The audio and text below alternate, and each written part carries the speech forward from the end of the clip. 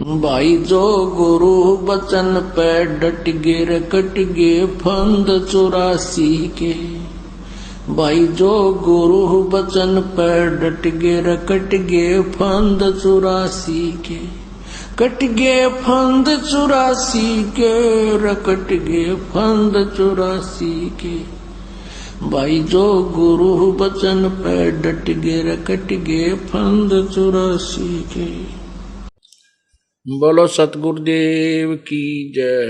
बंदी छोड़ कबीर परमेश्वर जी की जय। बंदी छोड़ गरीबदास जी महाराज की जय। स्वामी राम देवानंद जी गुरु महाराज की जय। सर्व संतों की जय, सर्व भक्तों की जय, धर्मी पुरुषों की जय। श्री काशी धाम की जय, श्री छुड़ानी धाम की जय, श्री क्रोथा धाम की जय, श्री बरवाला धाम की जय। सत साही गरीब नमो नमो सतपुरुष को नमस्कार गुरु की नहीं। सुर नर मुनि जन साधुआ संतों सर्वस दी नहीं। सतगुरु साहिब संत सब दंडोतम प्रणाम। आगे पीछे मध्य हुए तिनको जा कुर्बान। नराकार निर्विषम काल जाल वैवंजनम।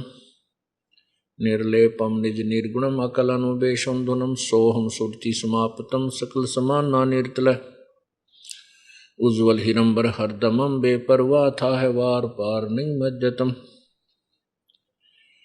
ग्रीव जो सुमर सिद्ध होई गणनायक गलता ना। करो अनुग्रह सोई पारस पद परवाना।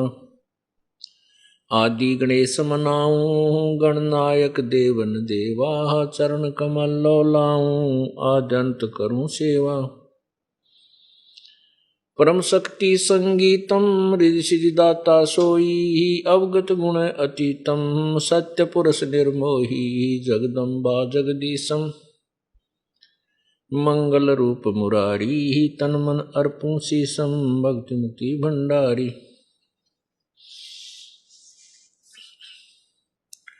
सुर नर मुनि जन ध्यावें ब्रह्मा विष्णु महेशा। शेष शेष मुख गावें पूज्य आदि गणेशा। इंद्र कुबेर सरीखा वरुण धर्म राय ध्यावें। समर्थ जीवन जी का मन इच्छा फल पावें। 33 कोटि आधारा ध्यावें शेष 88। उतरे भव जल पारा कट है यम की फांसी। 33 कोटि आधारा ध्यावें शेष 88। उतरे भव जल पारा कट है यम की फांसी। कर जोरूं विनती करूं धरूं चरण पर शीश। गुरु जी राम देवानंद जी महाराज ने दियो नाम बख्शीश। कोटि कोटि सिजदा करूं कोटि कोटि प्रणाम। चरण कमल में राखियो मैं बंदी जाम गुलाम।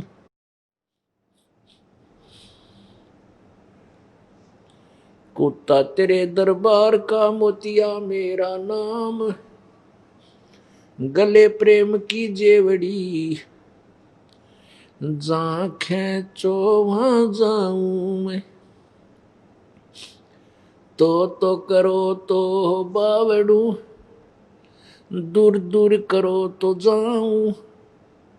जो राखो तो ही रहूं जो देवो सो खाऊं। गुरु बिन माला फेरते गुरु बिन देते दान।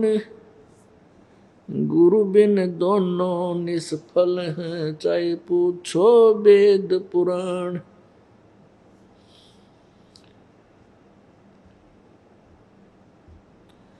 राम कृष्ण से कौन बड़ो उन्हों भी गुरु कीन। तीन लोक के वे धनी, गुरु आगे अधीन। सतगुरु के उपदेश का लाया एक विचार, जय सतगुरु मिलते नहीं, जाते नरक द्वार। कबीर नरक द्वार में दूत सब करते खिंचा तान, उनसे कभू न छूटते फिर फिरते चारों खान। कबीर चार खानी में भरमते, कभू न लगते पार, सो फेरा सब मिट गया मेरे सतगुरु के उपकार। सात समुद्र की मसी करूं, लेखनी करूं बन राय, धरती का कागज करूं, गुरु गुण लिख्यो न जाए। कबीर गुरु मानुष कर जानते, ते नर कहिए अंध, होवे दुखी संसार में, आगे यम के फंद। गरीब सतगुरु के सिजदा करूं, कर्म छुटाए कोट, जो सतगुरु की निंदा करे, जम तोड़ेंगे होठ। जय इब के सतगुरु मिले, जय इब के सतगुरु मिले, सब दुख आँखों रो, चरणों ऊपर शीस धरूं, कहूं जो कहनी हो। कबीर साईं मिलेंगे, पूछेंगे कुशलात, आदि अंत की सब कहूं, अपने दिल की बात। गुरु जी तुम ना भूलियो, चाहे लाख लोग मिल जाएं, हमसे तुमको बहुत है, तुमसे हमको नहीं।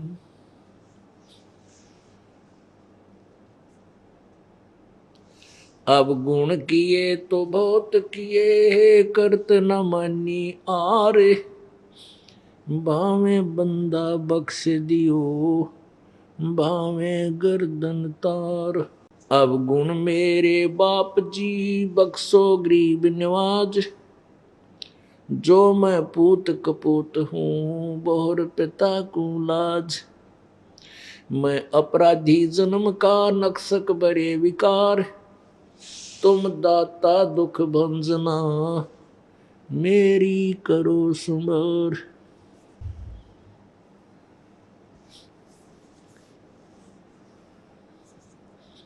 परमपिता परमात्मा बंदी छोड़ कबीर परमेश्वर जी, ये परम अक्षर ब्रह्म है, सारी सृष्टि के रचनहार हैं। उस परमेश्वर ने स्वयं आकर के अपने द्वारा रची हुई सृष्टि को यथार्थ रूप से दर्शाया और बताया। उस परमेश्वर ने इस कलयुग के अंदर, कलयुग के प्रथम चरण में सन 1398 से सन 1518 तक 120 वर्ष तक इस पृथ्वी पर एक लीला की, बालक रूप धारण किया। उसके बाद लीलामय तरीके से वो जनसाधारण की तरह बालकपन को प्राप्त हुए, युवा हुए और 120 वर्ष इस पृथ्वी पर रहे।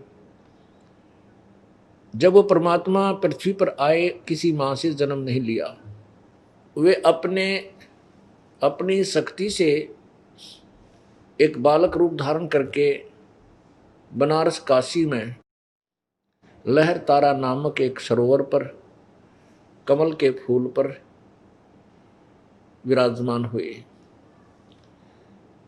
उनको एक अष्टानंद नामक ऋषि ने देखा, उस ऋषि ने अपने गुरुदेव को बताया, श्री रामानंद जी को,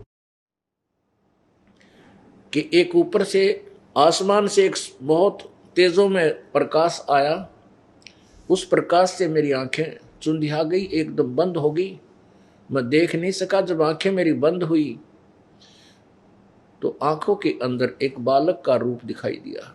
जैसे हम सूर्य की तरफ देखते हैं, आंखें ज्यादा समय तक सूर्य को नहीं देख सकती, और जो ही हम सूर्य की से अपनी आंखों को हटाते हैं तो सूर्य का एक प्रतिबिंब दिखाई देता है, प्रकाश नहीं दिखता उसमें, उसका ओरिजिनल आकार दिखाई देता है, एक गोलाकार दिखाई देता है। ऐसे ही अष्टानंद ऋषि ने उस प्रकाश को देखा, उसकी आंखें उस प्रकाश को सहन नहीं कर सकी, आंखें जब बंद हुई तो उसमें एक बालक रूप दिखाई दिया। उस बालक का प्रकाश था। एक नीरू और नीमा नामक दंपति निसंतान थे। वो प्रतिदिन उस सरोवर पर स्नानार्थ जाया करते थे। उस बालक परमेश्वर को वो दोनों ले आए थे और उनके घर पर परमात्मा ने लीला की थी। नीरू और नीमा जुलाहे का कार्य करते थे, इसलिए परमेश्वर धानक रूप से प्रसिद्ध हुए, जुलाहा रूप से प्रसिद्ध हुए। उस परमेश्वर ने आज से लगभग 600 वर्ष पूर्व सभी सदग्रंथों का, पवित्र चारों वेदों का, पवित्र श्रीमद् भगवत गीता जी का, पवित्र 18 पुराणों का यथार्थ ज्ञान अपनी सिंपल लैंग्वेज में, अपनी साधारण भाषा में वर्णन किया।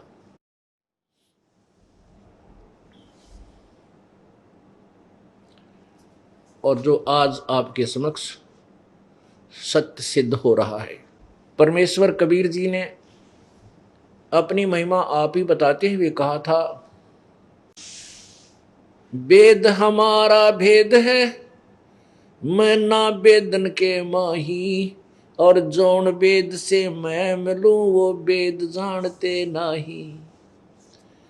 परमात्मा ने, कबीर परमेश्वर ने कहा था कि चारों पवित्र वेद मेरी ही महिमा का गुणगान करते हैं, मेरे ही विषय में जानकारी दे रहे हैं, परंतु मैं वेदों में वर्णित विधि से प्राप्त नहीं हो सकता, क्योंकि चारों पवित्र वेदों का सारांश श्रीमद् भगवत गीता जी है। और इन चारों वेदों में और पवित्र श्रीमद् भगवत गीता जी में गीता ज्ञानदाता और वेद ज्ञानदाता ब्रह्म अर्थात ज्योति निरंजन काल कह रहा है कि मेरा एक ओम नाम है, उसका अंतिम श्वास तक जो जाप करता है वह मेरे से मिलने वाले लाभ को प्राप्त होता है, लेकिन भगवान प्राप्ति नहीं होती। पवित्र गीता जी अध्याय नंबर 8 के श्लोक नंबर 13 में कहा है, ओम इति एक अक्षरम ब्रह्म व्यवहारन माम अनुसमरण।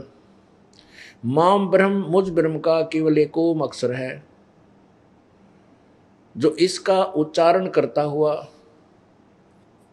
करके श्रवण करता हुआ शरीर त्याग कर जाता है, वह मेरे वाली परम गति को प्राप्त होता है। ओम इति एकाक्षरम ब्रह्म व्यवहारन माम अनुसमरण, ये प्रयाति तजन देहम स याति परमाम गतिम। फिर उस पूर्ण परमात्मा की, कबीर परमेश्वर के विषय में पूर्ण परमात्मा की प्राप्ति का जो मंत्र है, उसके विषय में पवित्र गीता जी अध्याय नंबर 17 के श्लोक 23 में कहा कि ओम तत्सत इति निर्देश ब्रह्मण त्रिविध समर्थ है। ओम तत्सत, ये 3 मंत्र का जाप पूर्ण परमात्मा की भक्ति का निर्देश है। ये उसी का उच्चारण, उसका जाप कहा गया, उसका श्रवण बताया है। इसमें ओम मंत्र ब्रह्म का है और तत्सत, ये दोनों सांकेतिक गुप्त मंत्र हैं। इसके विषय में गीता जी अध्याय नंबर 4 के श्लोक 34 में कहा है कि कोई तत्वदर्शी संत बताओगा उस परम पिता के बारे में यथार्थ ज्ञान और भक्ति विधि। श्रीमद् भगवत गीता जी अध्याय नंबर 4 के श्लोक 25 से और 29-30 तक भिन्न भिन्न प्रकार के साधकों का वर्णन किया है। कोई ऐसे साधना करता है, कोई देवताओं को पूजता है, कोई घोर तप करता है, और सभी अपनी साधनाओं को पाप नाशक जानकर करते हैं। परंतु गीता जी अध्याय नंबर 4 के श्लोक 32 में कहा है कि उस पूर्ण यथार्थ भक्ति विधि तथा साथ में ये जो साधक साधना करते हैं, ये साधनाएं ठीक हैं, शास्त्र अनुकूल हैं या शास्त्र विरुद्ध है, ये विस्तृत वर्णन सच्चिदानंद घन यानी पूर्ण परमात्मा की वाणी में विस्तार से लिखे हुए हैं। उस तत्व ज्ञान में विस्तार से लिखे हुए पवित्र श्रीमद् भगवत गीता जी अध्याय नंबर 4 के श्लोक 32 में स्पष्ट किया है कि उस पूर्ण परमात्मा द्वारा अपने मुखारविंद से उच्चारण की गई वाणी में, अर्थात परमेश्वर कबीर जी की वाणी में यथार्थ भक्ति मार्ग और साथ में जो साधना करते हैं वो गलत हैं या ठीक, ये विस्तार से वर्णन दिया गया है। एक बार देखिएगा श्रीमद् भगवत गीता जी अध्याय नंबर 4 का श्लोक 32। ये है श्रीमद् भगवत गीता जी अध्याय नंबर 4 का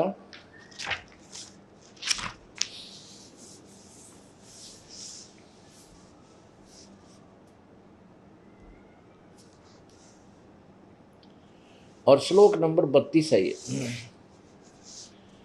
इसमें क्या कहा कि एवं बहुविधा यज्ञा विविधता ब्रह्मण मुखे, ये ब्रह्मण मुखे कर्मजान विधि तान सर्वान एवं ज्ञातवा विमोक्षसे। इस प्रकार और भी बहुत से तरह के यज्ञ, यानी पहले जो यज्ञ वर्णन किए हैं कि कोई ऐसा करता है, कोई ऐसी साधना करता है, ये देखिएगा 25 से अध्याय नंबर 4 का श्लोक 25। अपने माने बहुत से, वैसे दूसरे को, या बहुत से योगीजन देवताओं के पूजन रूप यज्ञ का, यानी कुछ तो देवता पूजन भली भांति अनुष्ठान करते हैं, और दूसरे परब्रह्म परमात्मा ब्रह्मग्नि यानी ब्रह्मोग्नो यानी ब्रह्म के लिए अपने शरीर को गाड़ देते हैं, साधना में फूंक देते हैं ब्रह्मग्नि रूप में। यज्ञ के द्वारा ही आत्म रूप यज्ञ का हवन किया करते हैं। देखो 26 में, और अन्य योगीजन श्रोत्र आदि समस्त इंद्रियों को संयम रूप अग्नि में हवन किया करते हैं, यानी कुछ संयम में लगे रहते हैं। दूसरे योगीजन शब्द आदि समस्त इंद्रियों के को इंद्रिय रूप अग्नि में हवन किया करते हैं। 27 में, दूसरे योगीजन इंद्रियों की संपूर्ण क्रियाओं और प्राणों की समस्त क्रियाओं को ज्ञान से प्रकाशित आत्म संयम रूप योग में हवन किया करते हैं। और कई अपरे माने कई पुरुष द्रव्य यज्ञ, यानी केवल जो धन से होने वाले धार्मिक अनुष्ठान हैं उनको द्रव्य संबंधी यज्ञ करने वाले, कई पुरुष द्रव्य संबंधी यज्ञ करने वाले हैं, कितने ही तपस्या रूप यज्ञ करने वाले। कुछ तपस्या करें, कुछ धर्म से, किते गौशाला बनवा दी, किते धर्मशाला, किते प्याव खुलवा दी, किते भंडारे करवा दिए, किते इस तरह की साधनाएं करते हैं, कुछ तपस्या करते हैं। और दूसरे योगीजन योग रूप या केवल योग ही करते रहते हैं, तथा दूसरे कितने ही योग रूप यज्ञ करने वाले हैं, और कितने ही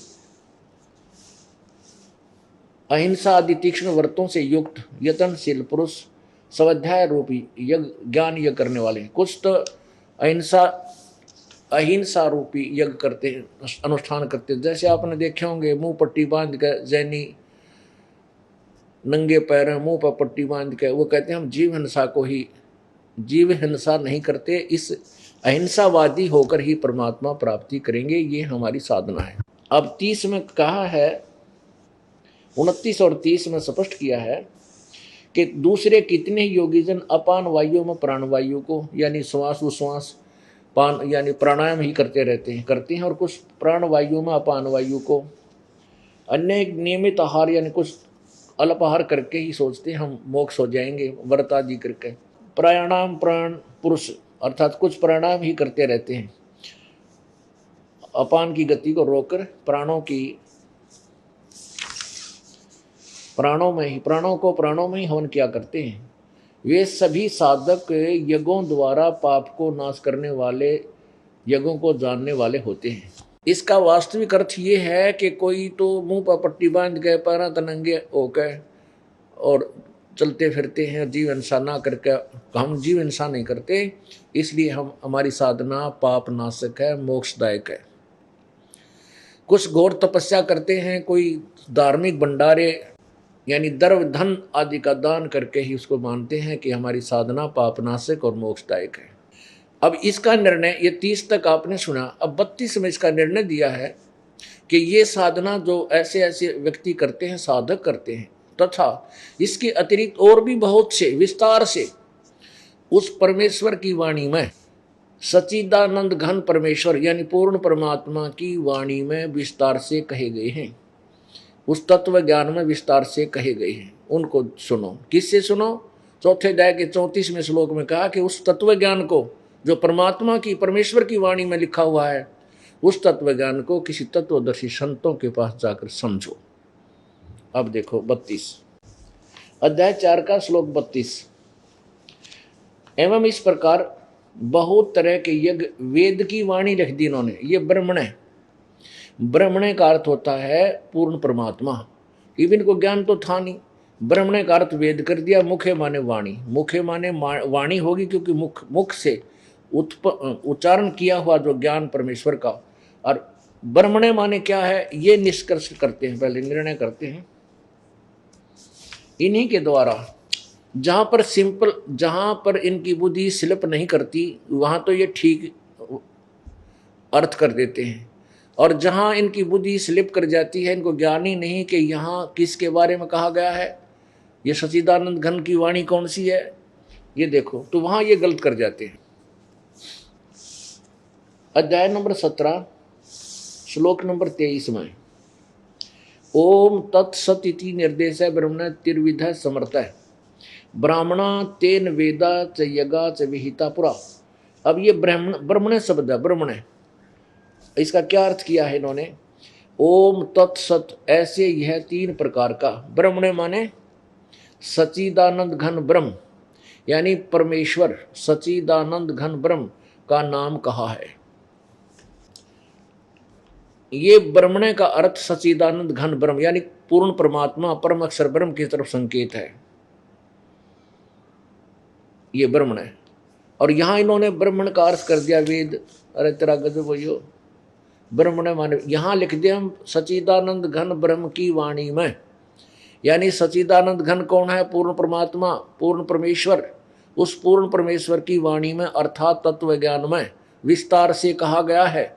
देखिएगा, अब ये स्पष्ट हुआ कि ब्रह्मण माने वेद नहीं है, क्योंकि ब्रह्म, ये ब्रह्म का अर्थ वेद कर देते हैं ज्ञानता से। नहीं, ब्रह्म माने प्रभु, और ब्रह्म का अर्थ वेद नहीं हो सकता। जैसे राजा का अर्थ संविधान नहीं हो सकता, वेद तो भगवान का विधान है, वेदों में तो वाणी है, वो परमात्मा का विधान है। वेद जो है परमात्मा का संविधान समझो, और ब्रह्म परमात्मा का नाम है। तो ब्रह्म का अर्थ वेद नहीं हो सकता, राजा का अर्थ संविधान नहीं किया जा सकता, कोई अनाड़ी कर सकता जिसको ज्ञान कति नहीं। यहां देखना अध्याय नंबर 4 का श्लोक नंबर 32 है। इस प्रकार और भी बहुत तरह के यज्ञ, इस प्रकार जो पहले हुए भी उस तत्वज्ञान में लिखे हैं, वो ठीक है या गलत है, उनकी निर्णय दिया है। और बहुत तरह के यज्ञ वेद की वाणी नहीं, सच्चिदानंद घन ब्रह्म यानी परम अक्षर ब्रह्म की वाणी में, परमेश्वर की वाणी में विस्तार से कहे गए हैं। और वो कर्म जान, उनको उन सब को कर्म जान यानी कर्मों से, क्रियाओं से, मन, इंद्रिय और शारीरिक क्रियाओं द्वारा संपन्न होने वाले जान, इस प्रकार तत्व से जानकर उनके अनुष्ठान द्वारा तू कर्म बंधन से सर्वथा मुक्त हो जाएगा, यानी पूर्ण मोक्ष हो जाएगा। पुण्यात्माओं, ये सदग्रंथ परमेश्वर की महिमा का यथार्थ ज्ञान दे रहे हैं। इसमें स्पष्ट किया है कि परमेश्वर की वाणी में यथार्थ ज्ञान दिया है, और उसमें इन जो पहले आपको बताए हैं, कोई ऐसे साधना करता है, कोई ऐसे साधना करता है, कोई तपस्या करता है, कोई कुछ करता है, कोई केवल प्राणायाम पर आश्रित है, कोई अल्पाहारी बना हुआ है, ये सभी अपनी साधना को मोक्षदायक और पाप नाशक जानकर करते हैं, लेकिन उनका विस्तार से विवरण उस परमेश्वर की वाणी में विस्तार से कहा है। अब वो परमेश्वर की वाणी वो कौन सी है, अभी आपको दिखाते हैं, जिसका समर्थन चारों वेद भी करते हैं। परमात्मा की वाणी, परमात्मा ने कहा था, वेद मेरा भेद है, मैं ना मिलो वेदन के माही, और जौन वेद से मैं मिलूं वो वेद जानते नहीं। अब वेद परमात्मा कबीर जी का भेद है। अब जैसे आपको बताया कि परमेश्वर कबीर जी सन 1398 में एक नवजात शिशु का रूप धारण करके कमल के फूल पर विराजमान हुए। वहां से नीरू और नीमा नाम के मुसलमान जुलाहा दंपति उनको घर ले गया। 25 दिन तक परमेश्वर कबीर जी ने कोई आहार नहीं किया, और स्वस्थ ऐसे थे जैसे बच्चा प्रतिदिन किलो दूध पीता हो। लेकिन माता पिता को चिंता हुई कि यह बालक मरेगा, क्योंकि कुछ खा पी नहीं रहा। नीरू नीमा पहले हिंदू थे, ब्राह्मण थे, मुसलमानों ने उनको जबरदस्त मुसलमान बना दिया था। फिर भी उनकी आस्था भगवान शिव से नहीं हटी थी, क्योंकि वो भगवान शिव के पुजारी थे। एक दिन भगवान शिव जी एक ब्राह्मण रूप, ऋषि रूप बना करके नीरू नीमा के घर पर पधारे, पहुंच गए, और उनसे पूछा कि माई तू क्यों रो रही है। नीमा ने अपनी सारी कहानी बताई कि हमारे कोई संतान नहीं थी, और हमारे भगवान शिव जी ने मुझ पर कृपा की है, एक बच्चा मिला कमल के फूल पर। अब ये वो कुछ आहार नहीं कर रहा, ये बच्चा मरेगा और साथ में मैं भी मृत्यु को प्राप्त हो जाऊंगी, मैं नहीं जी सकती। अब इस विषय को ज़्यादा ना बढ़ाकर, क्योंकि हमारा आद उद्देश्य जो है कुछ और है, जो समझाने का, ये एक भूमिका बना रहे हैं उस परमेश्वर को परमेश्वर सिद्ध करने के लिए। तो कबीर परमात्मा को बच्चे रूप से उठा करके नीमा ने एक ब्राह्मण रूप में विराजमान भगवान शिव जी को ऐसे थमाना चाहा, उसके चरणों में डालना चाहा, ऋषि जी के चरणों में डालना चाहा। तो ऐसे ही बच्चा ऋषि उस शिव जी के चरणों की तरफ उसने रखा। बच्चा वहां से हाथों से उठकर और 3 फुट की ऊंचाई पर अपने आप हवा में ऐसे स्थिर हो गई। और उस लीला को देख करके भगवान शिव जी 3 कदम पीछे हो गए कि ये कोई परम शक्ति है जो मेरे चरणों में नहीं आ सका, कोई मेरे से परम शक्ति है। तब भगवान शिव जी ने ऐसे हाथ किया जैसे बच्चे को प्यार से लेते हैं, तो परमात्मा उनके हाथों में विराजमान हो गए। 7 बार वार्तालाप हुई। अब नीमा ये सब करिश्मा उस संत का ही मान रही थी जो सामने खड़ा था, कबीर जी का नहीं, क्योंकि उस ऋषि को वो शक्तिशाली समझ रही थी। कबीर परमेश्वर ने ब्राह्मण रूप में विराजमान शिव से कहा कि भगवान इनसे कहो कि कुंवारी गाय लावें, उसके ऊपर आप आशीर्वाद रूपी हाथ कमर पे लगा देना, वह दूध देवेगी। ऐसा ही हुआ। एक कुंवारी गाय लाई गई। कबीर परमेश्वर के आदेश से भगवान शिव जी ने उसकी कमर पे हाथ मारा, थन लंबे लंबे हो गए, और एक कोरा पात्र ताज़ा घड़ा लाए थे मिट्टी का कुम्हार से, वो नीचे रख दिया। वो 3-4 किलो का जो पात्र था वो भर गया, अपने आप दूध बंद हो गया। फिर वो गाय प्रतिदिन दूध देने लगी, और कबीर परमेश्वर उस कुंवारी गाय के दूध से लीला करते हुए परवरिश को प्राप्त हुए।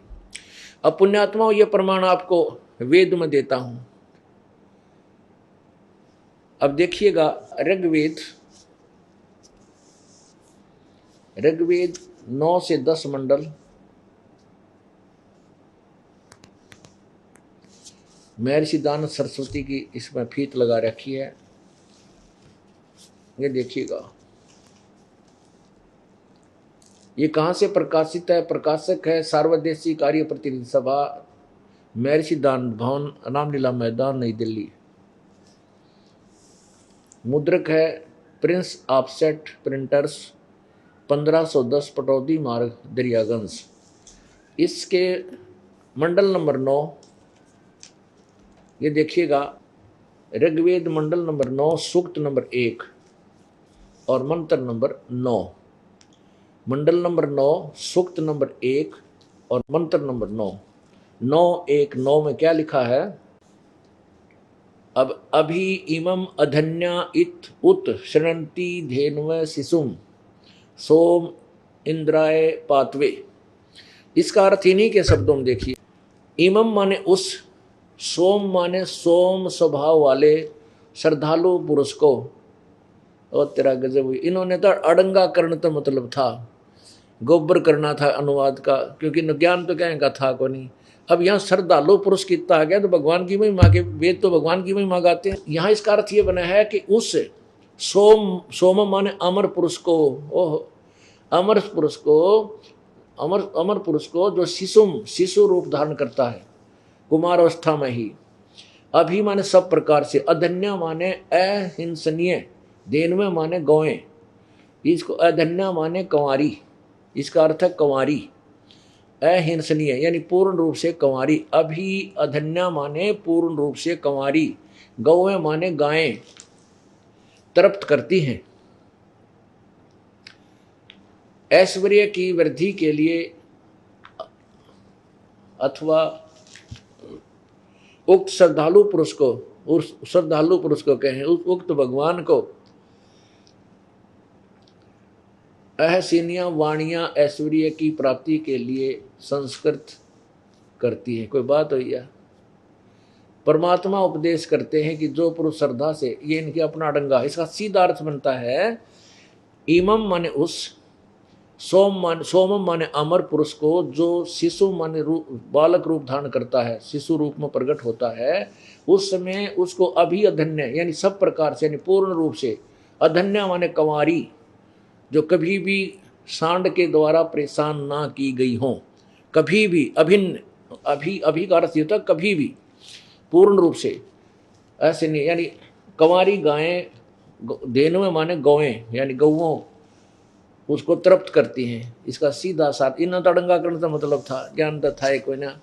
अब क्या अर्थ बनता है इसका कि पूर्ण परमात्मा जब शिशु रूप धारण करता है, बालक रूप में प्रकट होता है लीला करता हुआ, उस समय कंवारी गायों से उसकी परवरिश, लीला की परवरिश होती है। पुण्यात्मा, इन वेदों को तो दास ने बहुत बाद में देखा है, पहले सौसम वेद में ऐसा ही लिखा है।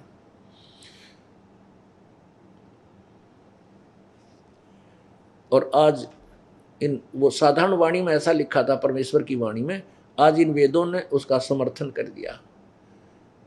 अब बताते हैं कि कबीर परमेश्वर, जैसे ये गीता जी अध्याय नंबर 4 के श्लोक 32 में कहा है कि ब्रह्मणे मुखे सच्चिदानंद घन परमात्मा की वाणी में बहुत प्रकार के ऊपर वाले जो पहले वर्णित हैं वो भी और अन्य भी सभी विस्तार से कहे गए हैं। और वो सभी कर्म जान यानी काम करते करते, साधारण स्वाभाविक कर्मों को करते हुए पूर्ण होते हैं। वो परमात्मा द्वारा बताए गए वास्तविक धार्मिक अनुष्ठान। और परमात्मा की वाणी में लिखा है, नाम उठत नाम बैठत नाम सोवत जागवे, नाम खाते नाम पीते नाम सेती लागवे। यानी वही वेद बताते हैं, वही परमात्मा का सौसम वेद व कबीर वाणी, परमेश्वर की वाणी वही बताती है जो सिंपल लैंग्वेज में बहुत पहले लिखी गई थी, जिसको इन अज्ञानी ऋषि महर्षि और गुरुओं ने और ब्राह्मणों ने रिजेक्ट कर दिया था कि वो क्या जाने कबीर, वो तंबूरे लेकर गाता था, वो अशिक्षित था, वो पढ़ा नहीं था, वो क्या जाने। तो लाल से अपरिचित होने से उन संतों ने और ऋषियों ने हमारे को कंकरों की गठड़ी बंधवा दी, हमारे को कौड़ियों की गठड़ी बंधवा दी, और उसको उठाए फिर रहे हैं कि ये बहुत कीमती है। आन उपासना रूपी कौड़ी, देवी देवताओं की पूजा रूपी कौड़ी, ब्रह्म परब्रह्म तक की साधना रूपी कौड़ी, उनको हम उठाए फिर रहे थे। अब हमें लाल की परख हो गई है, जिसको लाल मिल जाएगा फिर वो कौड़ियों को नहीं ग्रहण कर सकता। अब आपको दिखाते हैं कि कबीर परमेश्वर के विषय में वेद क्या बताते हैं। ऋग्वेद मंडल नंबर 9 सूक्त नंबर 96, सूक्त नंबर 96 यानी 96 और मंत्र नंबर 16 से 20 में। अब देखिएगा, ये वही ऋग्वेद मंडल नंबर 9 सूक्त 96, इसमें मंत्र नंबर 16, सब आयुध है, सब आयुध है, सब आयुध माने शस्त्र, तत्व ज्ञान रूपी शस्त्र, श्रोत्र भी पुय माने अर्स्य गुह्य चारु नाम। ये क्या बताते हैं? हे परमात्मन, इन्हीं के शब्दों में पढ़िए जो अनुवादकर्ताओं ने क्या किया है। हे परमात्मन, सर्वोपरि रहस्य चारु यानी श्रेष्ठ नाम जो तुम्हारी संज्ञा है, आप उसका ज्ञान कराएं। इसका अर्थ है कि परमात्मा आपका जो सबसे श्रेष्ठ नाम जो तुम्हारी संज्ञा नहीं, नाम माने संज्ञा नहीं, जो तुम्हारा श्रेष्ठ नाम है उसका ज्ञान कराएं। गुप्त, गुह्यम माने गुप्त, गुह्यम का अर्थ होता कति गुप्त, ये रहस्य युक्त आपका जो गुप्त और वास्तविक जो मंत्र नाम है, और इसका नाम का दो अभिप्राय बन जाते हैं। एक तो उनका वास्तविक नाम प्रभु का क्या है, और साथ में वो क्या मंत्र उपदेश आप देते हो उसका ज्ञान कराएं। तो इसमें क्या है कि हे परमात्मन, आप अपना श्रेष्ठ नाम जो गुप्त श्रेष्ठ नाम है उसका ज्ञान कराएं। अब स्वायुध माने स्वाभाविक शक्ति से युक्त। अब इसका अर्थ ये बनता है, ये देखिएगा, अब 17वां, ये 16वां श्लोक आपने देखा, 17वां देखें। 17वें में लिखा है, शिशुम जगानम हरियंतम मर्जंती सुबंती वहीन मरुतो गणेन। यह है कबीर गिरभी, कबीर ये ऊपर रह लगा है, कबीर गिरभी, कबीर गिरभी माने कबीर वाणी द्वारा, कबीर वाणी से कावेना, और ये कबीर संत सोम, संत कबीर संत सोम पवित्रम अत्यंति रेभन। अब देखो शिशुम, अब इसको ये दास बताएगा। इन्होंने क्या किया है कि शिशुम का अर्थ क्या है? सयति सूक्ष्म क्रोति प्रलय काले जगदीति शिशुम, शिशु परमात्मा, उस परमात्मा को देखो, शिशु परमात्मा, उस परमात्मा को यहाँ लिखना था, वो जो शिशु रूप धारण करके परमात्मा प्रकट होता है, और उसकी कुंवारी गाय जिसका, क्योंकि 9वें अध्याय के 9वें मंडल के और प्रथम 9वें सूक्त के मंडल के प्रथम सूक्त में और 9वें मंत्र में स्पष्ट किया है कि वो परमात्मा शिशु रूप धारण करके प्रकट होता है, तब कुंवारी गाय से उसकी परवरिश होती है। अब उसी का प्रकरण चल रहा है 9वें मंडल में, 96वां सूक्त है। इसमें ये कहा कि जो शिशु रूप धारण करके वो परमात्मा प्रकट होता है बालक रूप में, मनुष्य के बच्चे के रूप में, तो उस समय वो कबीर वाणी के द्वारा वो कबीर परमात्मा होता है, और कबीर गिरभी कबीर वाणी द्वारा कविताओं लोकोक्तियों के माध्यम से अपने यथार्थ ज्ञान को ऊंचे स्वर में उच्चारण करता है। अब स्पष्ट लिखा है, देखो इन्हीं के शब्दों में कि यहाँ लिखना, शिशुम, उस शिशु रूप परमात्मा को जो सदा प्रगट है, जज्ञानम, जो अत्यंत कमनीय है, उसकी उपासक लोग बुद्धि विषय करते हैं, उसकी स्तुति द्वारा उसके गुणों का वर्णन करते हैं, और विद्वान लोग उससे गतिशील परमात्मा का गुणों के गणों द्वारा वर्णन करते हैं। ये देखो कबीर गिरभी,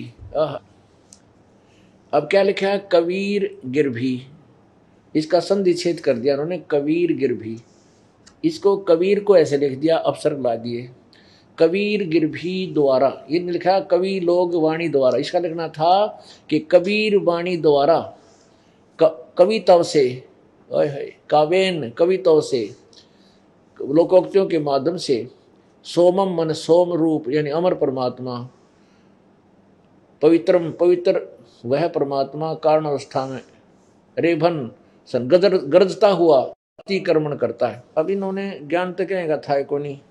अब देखो फिर आगे 18वें में,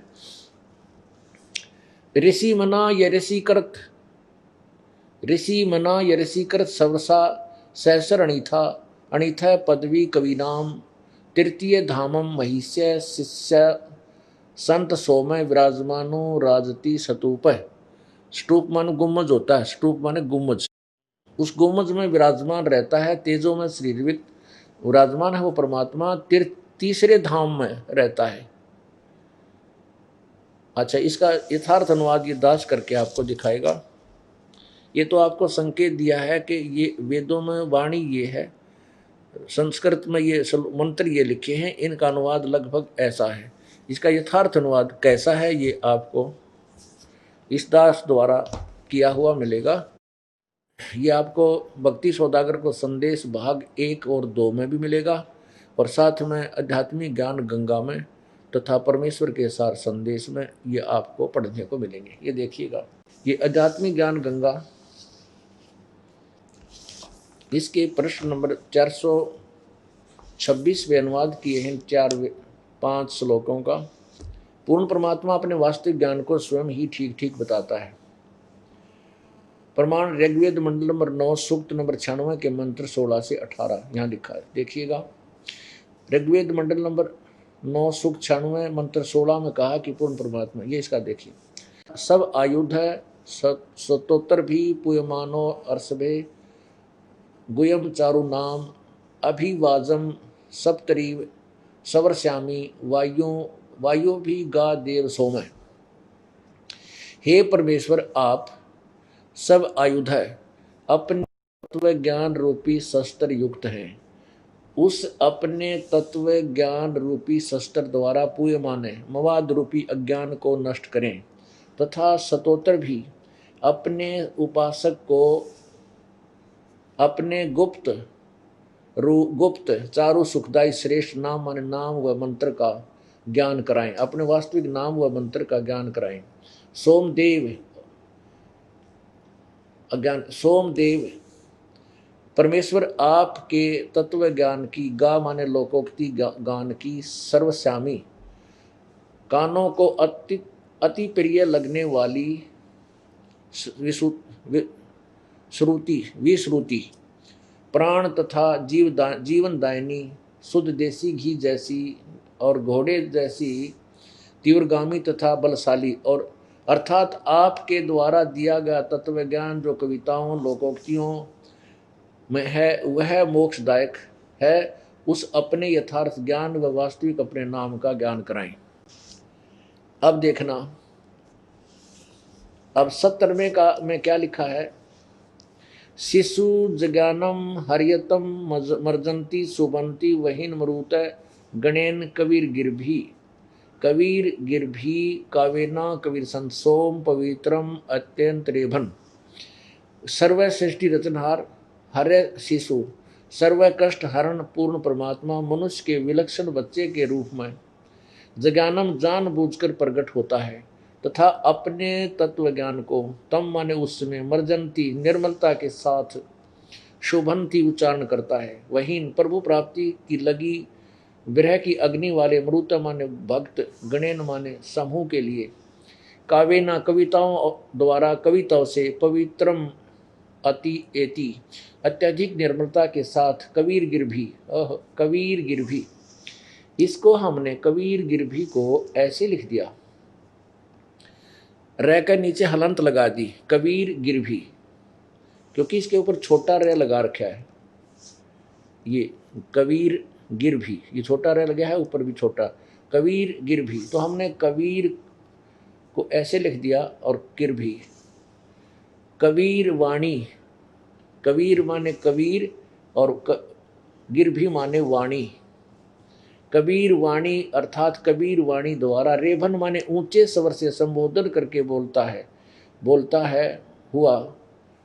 हुआ वर्णन करता है, वर्णन करता है कबीर संत सोम, वह अमर पुरुष अर्थात सतपुरुष ही संत अर्थात ऋषि रूप में स्वयं कबीर देव ही होता है। परंतु उस परमात्मा को न पहचान कर कवि कहने लग जाते हैं, परंतु वह पूर्ण परमात्मा ही होता है। उसका वास्तविक नाम कबीर देव है। इसका क्या स्पष्ट शब्द ये अर्थ ये होता है कि वो कबीर परमात्मा, वो पूर्ण परमात्मा जब शिशु रूप धारण करके प्रकट होता है तो जानबूझकर प्रकट होता है, क्योंकि विशेष उद्देश्य के लिए आता है। तो उस समय वो अपने यथार्थ ज्ञान को, उस कबीर वाणी को ऊंची स्वर में लोकोक्तियों के माध्यम से यानी दोहों के माध्यम से वर्णन करता है, ऊंचे स्वर में बोलता है। परमात्मा कहते हैं, चारों युग में संत पुकारे और कूक कहा हम हेल रे, हीरे माणिक मोती बरसें यो जग चुगता ढेल रे। परमात्मा स्वयं भी कहते हैं कि हम आकर आवाज लगाते हैं, ऊंचे स्वर में गा गा कर सुनाते हैं। चारों युगों में हम मेरे संत भी आते हैं और मैं भी आता हूं। चारों युग में संत पुकारे और कूक कहा हम हेल रे। हेल माने ऊंची आवाज में, कूक आवाज लगा लगा कर कहा कि हीरे माणिक मोती बरसें ये जग चुगता ढेल रे। तत्व ज्ञान रूपी पूर्ण परमात्मा की सत्य भक्ति रूपी हीरे और मोती हम बरसा रहे हैं, लेकिन इनको ना पहचान कर रिजेक्ट करके डाल देते हैं और डले उठा उठा कर, कंकरों को उठाकर अपने घर में रखे हुए हैं और जानते हैं कि हम बहुत धन इकट्ठा कर लिया, भक्ति का ये व्यर्थ है। और यही वेद बता रहे हैं कि वो परमात्मा ऊंचे स्वर में अपनी लोकोक्तियों के माध्यम से अपने यथार्थ ज्ञान को ऊंचे स्वर में कबीर वाणी के द्वारा कविताओं से, लोकोक्तियों के माध्यम से यानी कविताओं से एक कवि की तरह बोल बोल के सुनाता है। लेकिन वो परमात्मा, वो संत परमात्मा ही होता है। वो संत रूप में प्रगट, संत कहो, ऋषि कहो, ब्राह्मण कहो, गुरु कहो, यानी यदि इनकी सही यथार्थ परिभाषा जाने तो ऋषि और संत और गुरु और ब्राह्मण वो होता जो यथार्थ ज्ञान से परिचित है। बाकी ये नकली भी उसी उपमा से सुशोभित है, उसी उपाधि से सुशोभित है। अब क्या बताया है कि वो संत रूप में प्रकट परमात्मा अमर पुरुष होता है, वो पूर्ण परमात्मा होता है जो ऐसी वाणी बोलता है। आगे लिखा है 18वें मंत्र में कि उस ऋषि कृत, उस संत रूप में या ऋषि रूप में प्रकट, क्योंकि परमात्मा 4 युग में आते हैं। सतयुग, त्रेता, द्वापर तक संतों को ऋषि कहा जाता था और कलयुग में अब इन्हें संत कहने लगे। तो दोनों ही तरह की वाणी इस वेद में लिखी है कि उस ऋषिकृत यानी उस संत द्वारा उच्चारण की हुई या बनाई हुई, उसके द्वारा रचना की हुई वाणी उसके अनुयायियों के लिए एक अमृत के समान मीठी स्वादिष्ट होती है, उनको इतनी प्यारी लगती है और पूरा उसके अनुयायियों का समूह उस वाणी से बहुत ही अच्छा प्रभावित होता है, सुख अनुभव करता है। अब देखिएगा ये ऋग्वेद मंडल नंबर 9 सूक्त नंबर 96 मंत्र 18, ऋषि मना ये ऋषि कृत सर्वसा सहसर अणिथ पदवी कविनाम तृतीय धाम महिष शीशा संत सोम विराजमान राजती सटूप। वेद बोलने वाला ब्रह्म कह रहा है कि जो पूर्ण परमात्मा विलक्षण बच्चे के रूप में आकर कवि नाम प्रसिद्ध कवियों की पदवी माने उपाधि को प्राप्त करके अर्थात एक संत या ऋषि की भूमिका करता है, उससे ऋषिकृत संत रूप में प्रकट हुए उस प्रभु द्वारा रची सहस्रणिथ हजारों वाणी ऋषि मना संत स्वभाव वाले व्यक्तियों अर्थात भक्तों के लिए सवरसा स्वर्ग के तुल आनंददायक होती है। सोम वह अमर पुरुष अर्थात सतपुरुष तृतीय तीसरे धाम माने मुक्तिलोक अर्थात सतलोक की महिष्य सुदृढ़ पृथ्वी को शिष्या माने स्थापित करके अनुमान पश्चात संत मानव सदृश संत रूप में सटूप माने गुम्बद अर्थात गुम्बद में ऊंचे टीले जैसे सिंहासन पर विराजमानु राजती उज्जवल सथूल आकार में अर्थात मानव सदृश तेजों में शरीर में विराजमान है। अब ये क्या कहते हैं, इस दास का किया अनुवाद हमारे बच्चों का तो गले उतरे ही उतरेगा, लेकिन अन्य समाज को ये नकली गले ना उतरने देते। ये नोखे रामपाल तो हिंदी जानता ना संस्कृत जानता, ये क्या अनुवाद करेगा वेदों का? अर्थम न कर रखा अनुवाद, यू गोबर कर रखा। अब मैं ना हिंदी जानता ना अंग्रेजी जानता, अनुवाद कर रखा। और कमाल की बात तो यह है, तुम इसमें त्रुटि निकाल के दिखा दो विद्वानों, आओ ना बराबर में, आंख जब खोलेंगी। अब भगत समाज कोई बौड़ा नहीं, बालक नहीं, सब समझते हैं, क्योंकि उन्होंने तो मुश्किल माचरी है अखथारी पोल पाटगी। अब तुम्हें टूक नहीं, जनता तुम्हें धिक्कारेगी, हर नकलियो इतना धोखा करा करें, इन बोलना जगह नहीं मिलेगी। इसलिए ये रोड़ा मचाते फिर, होय होय मार दिए, होय मार लुट गए पिट गए, वो गंदा है, लुटेरा है, झूठा है। अब बकवाद करने के काम चलेगा, मैदान में आना पड़ेगा मेरे बराबर में, जब मेरा पटेगा इनको। अब देखना, यही वो ऋग्वेद मंडल नंबर 9। अब आपको मंत्र नंबर 18 दिखाते हैं, इन्हीं के द्वारा अनुवादित। ये देखिएगा, ऋग्वेद मंडल नंबर 9 सूक्त 96 और मंत्र ये 18। ऋषि मना ये ऋषि कृत सवर्षा सैंसरणीथ पदवी कविनाम तृतीय धामम महिष शिष्य संत सोम विराजमानो राजती स्टूप। अब देखना,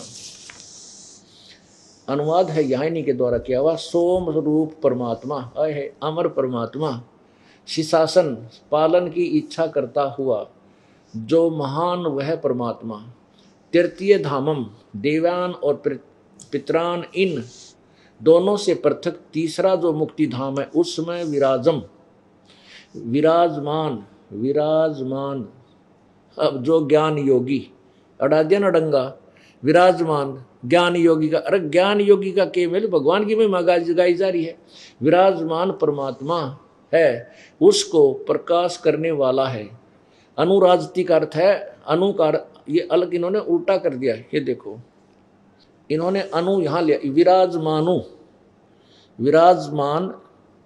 विराजमानो राजती, इसने इन्होंने क्या कर लिया, यो अन यहां ले आए। ये देखो,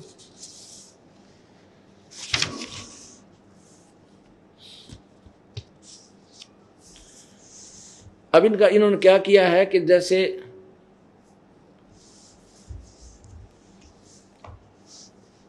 सोम अमर परमात्मा, हम जो अनुवाद दास करेगा वो सुनना, इनके द्वारा आपने पढ़ लिया। इसका अर्थ बन रहा अमर परमात्मा, इसका अर्थ कुछ और ही बनता है, वो आपको अभी दिखाऊंगा। इनके पालन की इच्छा करता हुआ जो महान परमात्मा तृतीय धामम, अब देवान पितरान दोनों से प्रति जो तीसरे जो मुक्ति धाम में विराजमान है, बस इतना होना चाहिए।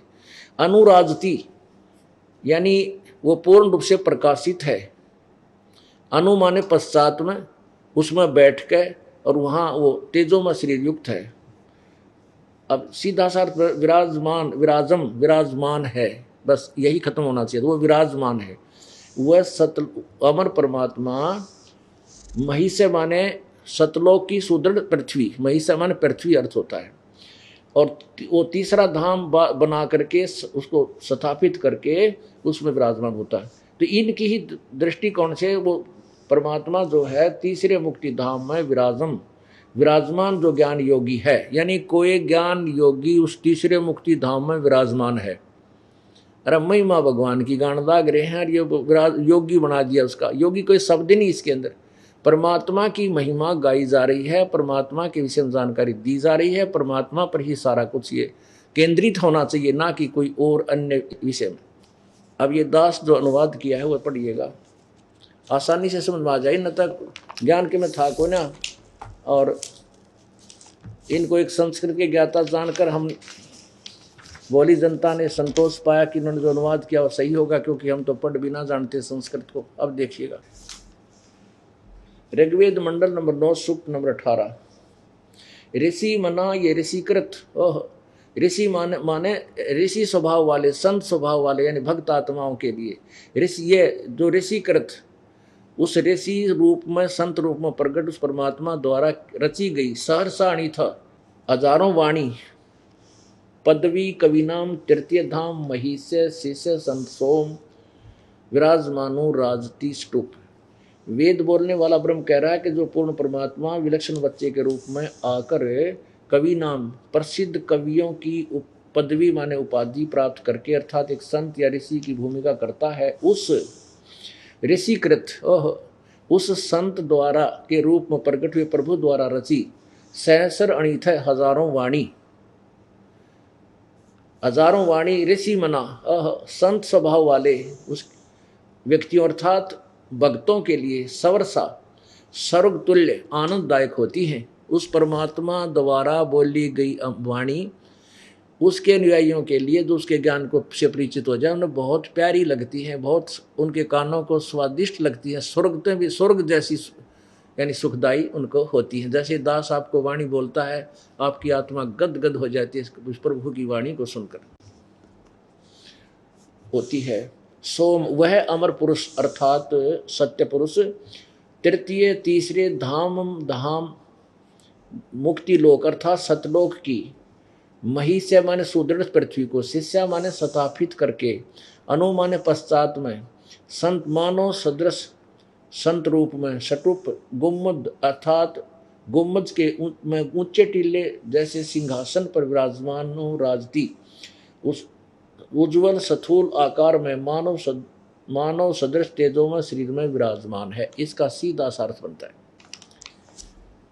अब क्या अर्थ हो गया कि वो परमात्मा जो बालक रूप में प्रकट होता है वो बड़ा होकर के अपनी महिमा की वाणी को स्वयं ही बोलता है और उसके द्वारा उस ऋषि रूप में प्रकट, उस ऋषिकृत उस संत में रूप में प्रकट परमात्मा द्वारा रची हुई हजारों वाणी वो और उस अपनी वाणी महिमा की वाणी को, अपनी महिमा को कविताओं लोकोक्तियों के माध्यम से बोलने के कारण एक प्रसिद्ध कवि की उपाधि भी परमात्मा प्राप्त करता है।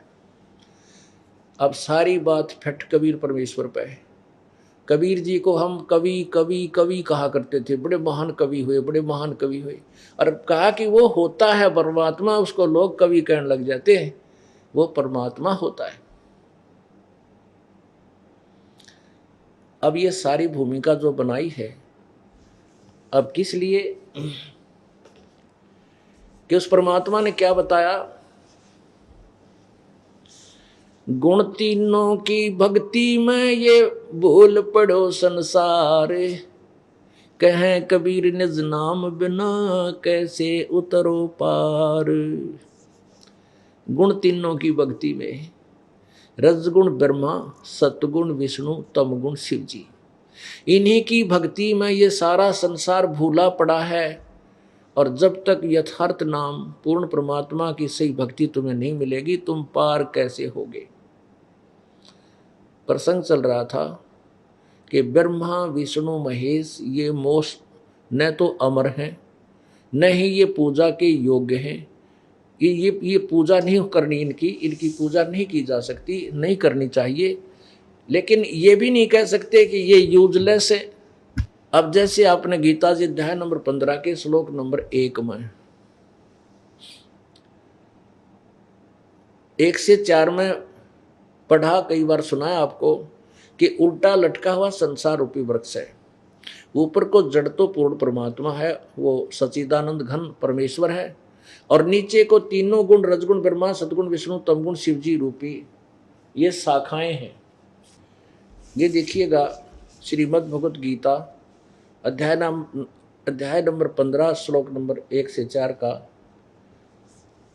विस्तृत वर्णन। ये एक अक्षर यानी पेड़ है, उल्टा लटका हुआ संसार रूपी वृक्ष है, इसकी जड़ ऊपर को ये पूर्ण परमात्मा है, नीचे को तीनों गुण रजगुण ब्रह्मा, सतगुण विष्णु, तमगुण शिवजी रूपी ये टहनियां हैं। अब हमने कोई भक्ति रूपी पौधा जो बीजना है उसको कैसे बीजेंगे, अब हम उसको ऐसे बीजेंगे, ऐसे बीजेंगे। आम का पौधा लाए और जड़ों को मिट्टी में गाड़ा दबाया, उसके ऊपर फिर सिंचाई प्रारंभ की, और सिंचाई जब हम जड़ की पूजा करेंगे, सिंचाई करेंगे तो जड़ से खुराक चलेगी तना में, ये अक्षर पुरुष है, और तना से फिर डार में ये क्षर पुरुष यानी ब्रह्म है, और क्षर पुरुष से तीनों गुणों में रजगुण ब्रह्मा सतगुण विष्णु रूपी टहनियों में ये खुराक जावेगी और ये फिर टहनी फल देंगी।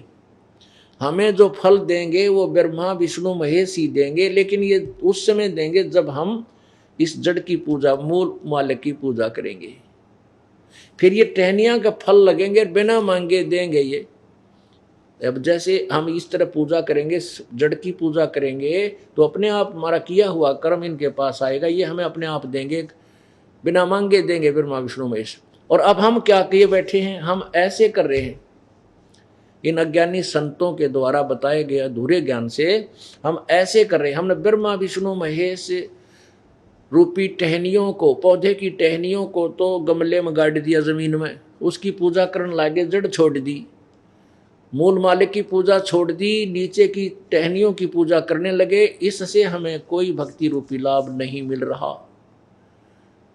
अपरमात्मा क्या कहते हैं, गुण तीनों की भक्ति में ये भूल पड़ो संसार, कह कबीर निज नाम बिना भाई कैसे उतरो पार। अब आपको श्रीमद् भगवत गीता जी अध्याय नंबर 7 के ये 4 श्लोक सुनाएंगे, जिनमें कबीर परमेश्वर द्वारा ये अमर वाणी जो सबसम वेद में उस सच्चिदानंद घन की वाणी में यथार्थ वर्णन है, वही गीता जी प्रमाण कर रही है। गुण तीनों की भक्ति में ये भूल पड़ो संसारे, कह कबीर निज नाम बिना तुम कैसे उतरो पार। श्रीमद् भगवत गीता अध्याय नंबर 7, ये श्रीमद् भगवत गीता अध्याय नंबर 7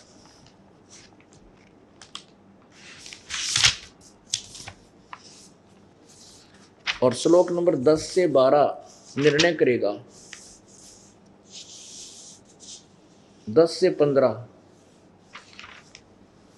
न 12 से 15, यहां देखिएगा अध्याय नंबर 7 और ये श्लोक नंबर 12।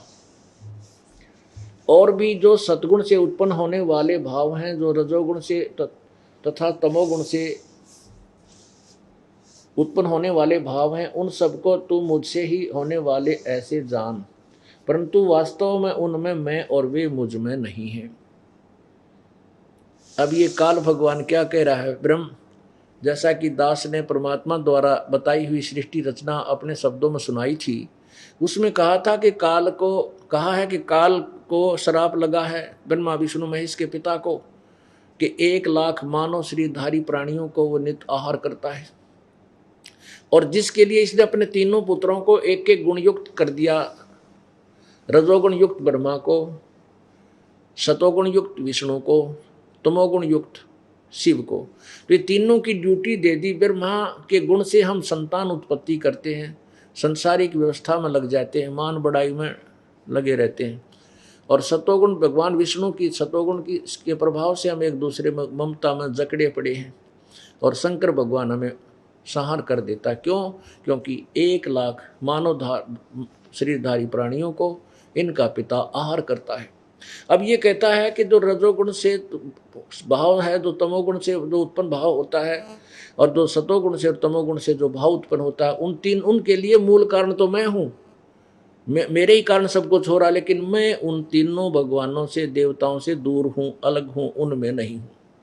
गीता आपने शिवपुराण में 9वें अध्याय रुद्र संहिता में पढ़ा था कल, उसमें लिखा कि इस प्रकार तीनों देवताओं में गुण है, रजगुण ब्रह्मा, सतगुण विष्णु, तमगुण शिव जी। लेकिन वो शिव माने ये काल इन तीनों से न्यारा है, अलग है, और यही ये कह रहा है कि इन तीनों में नहीं हूँ, ये मुझ में नहीं, मैं इनमें नहीं, इनसे न्यारा हूँ। आगे देखो, रजगुण ब्रह्मा ये क्या बताया है कि और भी जो सतोगुण 12वें में सतोगुण यानी विष्णु से जो कुछ हो रहा है सतीथि, और रजोगुण ब्रह्मा से जो उत्पत्ति हो रही है, और तमोगुण से जो संहार हो रहा है और भाव होने वाले, उन सबको मुझसे ही होने वाले ऐसा जान, परंतु वास्तव उनमें मैं और वे मुझ में नहीं है। 13 में क्या कहा है, गुणों के कार्य रूप सात्विक, राजस और तामस, यानी और इन तीनों प्रकार के भावों से ये सारा संसार प्राणी समुदाय मोहित हो रहा है।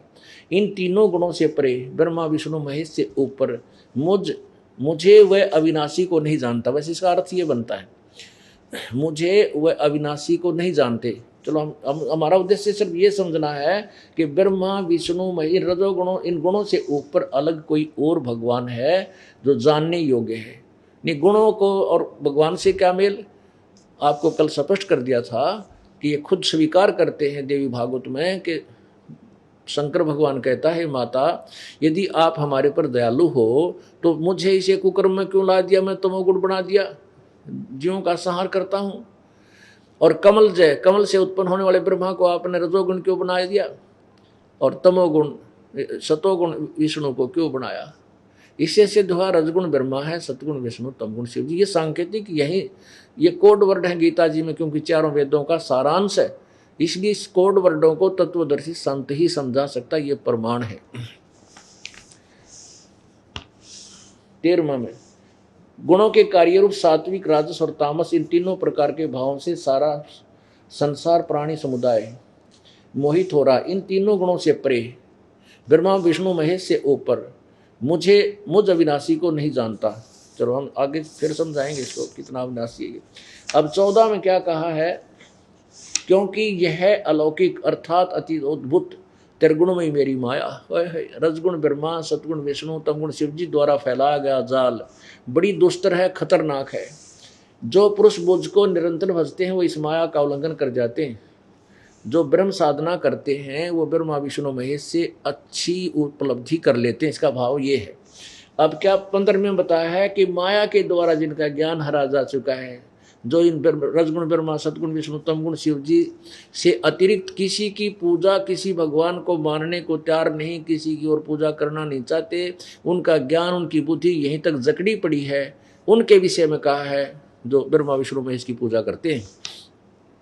माया के द्वारा जिनका ज्ञान हरा जा चुका है, ब्रह्मा विष्णु महेश की जो पूजा करते हैं, असुर स्वभाव को धारण किए हुए मनुष्यों में नीच और दूषित कर्म करने वाले मूढ़ लोग मुझको नहीं बचते। पुण्यात्मा, परमात्मा की वाणी को कि ये यथार्थ है और आज से 600 वर्ष पहले जो उच्चारित की गई थी वही वाणी आज ये दास आपको सुना रहा है और अपने ही सदग्रंथों में प्रमाण करके आपके समक्ष दिखा रहा है। इससे आपको क्या दृढ़ता होगी कि कबीर परमेश्वर वास्तव भगवान थे, सर्वज्ञ थे, सर्वशक्तिमान थे, जिन्होंने ब्रह्मा विष्णु महेश और ब्रह्म परब्रह्म की उत्पत्ति का भी ज्ञान करा दिया। तो फिर तो परमात्मा कौन हुए, सृष्टि रचनहार कौन हुए, जिन्होंने अपने पूरे ब्रह्मांडों की रचना बता दी और ब्रह्मा विष्णु महेश ब्रह्म परब्रह्म की भी उत्पत्ति बता दी। तो इनके पिता कौन हुए, जो बता रहा है वो कबीर परमेश्वर है। अब इनको राक्षस स्वभाव को धारण किए हुए मनुष्यों में नीच क्यों कहा, ब्रह्मा विष्णु महेश के पुजारियों को। पुण्यात्माओं, हम पहले पवित्र हिंदू धर्म में जन्म होने के कारण पहले जो ज्ञान सुना करते थे उसमें ये सुनते थे कि एक हिरण्यकशिपु नाम का राक्षस था और उसने रजगुण ब्रह्मा की साधना की, क्योंकि विष्णु जी से उनकी अनबन हो गई थी, क्योंकि विष्णु जी रूप में उसके भाई हिरण्याक्ष को मार दिया गया था। इसलिए हिरण्यकशिपु ने विष्णु से बदला लेने के लिए ब्रह्मा की साधना की, रजगुण ब्रह्मा की, उससे सिद्धियां प्राप्त होगी। उसने मांग लिया, सुबह मरूं ना शाम मरूं, रात मरूं ना दिन मरूं, 12 मास ना मरूं, धरती में मरूं ना आकाश में मरूं, घर मरूं ना बाहर मरूं, सारी फंड कर दिए। और फिर क्या बकवाद करने लगा, राक्षस कहलाया, अपने पुत्र का दुश्मन बन गया और राक्षस कुत्ते वाली मौत मरा, राक्षस कहलाया, रजगुण ब्रह्मा का उपासक। और तमगुण शिव जी की उपासना एक भस्मागिरी नाम के तपस्वी ने तमोगुण शिव की साधना की थी। उसी के द्वार के सामने, गेट के सामने शिरासन पर नीचे ने सिर ऊपर को पैर करके 12 वर्ष तप किया। भगवान शिव ने जब उससे पूछा कि मांग भस्मागिरी, क्या मांगता है, पार्वती के कहने से पार्वती ने कहा, हे प्रभु आप तो देवों के देव हो, महादेव हो, आपको क्या जो है परेशानी है, आप तो सब कुछ दान कर सकते हो, आपके लिए कोई भी चीज संभव नहीं है। पार्वती ने मारी उसका पंप और भगवान शिव जी फूल गए। अब मांग भस्मागिरी, क्या मांगता है, मांग मैं तेरे से अति प्रसन्न हो। भस्मागिरी बोला, भगवान पहले वचनबद्ध हो। शिव जी ने कहा, तथास्तु, मैं वचनबद्ध हो गया। तब खड़ा होकर कहने लगा, जो तूने कड़ा पहन रखा ना, भस्म कड़ा, ये दे दे मुझे। अब शिव जी ने निकाल कर वो कड़ा दे दिया। जब कड़ा उस तमगुण के उपासक शिव जी के उपासक के पास आ गया, उस भगवान ने का दुश्मन हो गया, ने बोला, ओले होशियार शिव जी, तुझे मारूंगा, तुझे भस्म करूंगा और पार्वती को पत्नी बनाऊंगा। ओ तेरा गजब हो, यो देख कितने दुष्ट। गीता जी ने बिल्कुल यथार्थ ज्ञान कहा है कि इन तीनों गुणों के पुजारी, राक्षस स्वभाव को धारण किए हुए मनुष्यों में नीच दुष्कर्म करने वाले मूर्ख लोग ये ब्रह्म की साधना भी नहीं करते। पूर्ण ब्रह्म की तो बहुत देर की बात है। अब वो भस्मागिरी पीछे पीछे, भगवान शिव जी आगे आगे दौड़ लगा रहे। अगर ये अविनाशी होते पुण्यात्माओं, हम रोज सुना पढ़ा करते, सुना भी करते, भगवान शिव जी भाग लिए जान बचा के। अविनाशी होते तो खड़े रहते, कर ले के करेगा। अविनाशी नहीं थे, ये पहले भी ना थे। हम पढ़ा भी करते जब लेकिन हमारी बुद्धि काल ने बंद कर रखी थी, अब परमेश्वर ने ऑन कर दी। ईब दिखा हमारा मोतिया बंद हट गया हमारा।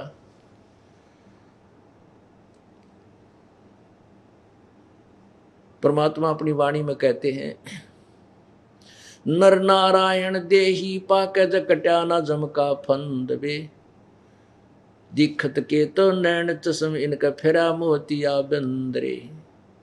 हम शिक्षित तो बहुत दिखाई दे थे, विद्वान भी नजर आओ थे, मैं ऋषि कलाओं थे, परंतु इनका आध्यात्मिक मोतिया बंद हो चुका था, इनका मोतिया बंद था। ये विद्वान नजर आओ थे पर दिखा कुछ नहीं था इसको, क्योंकि काल ने सबकी बुद्धि बंद कर रखी थी। तो विष्णु रूप धारण करके प्रभु ने उस भस्मागिरी को मारा, गंढत नाच नचा के पार्वती रूप धारण करके।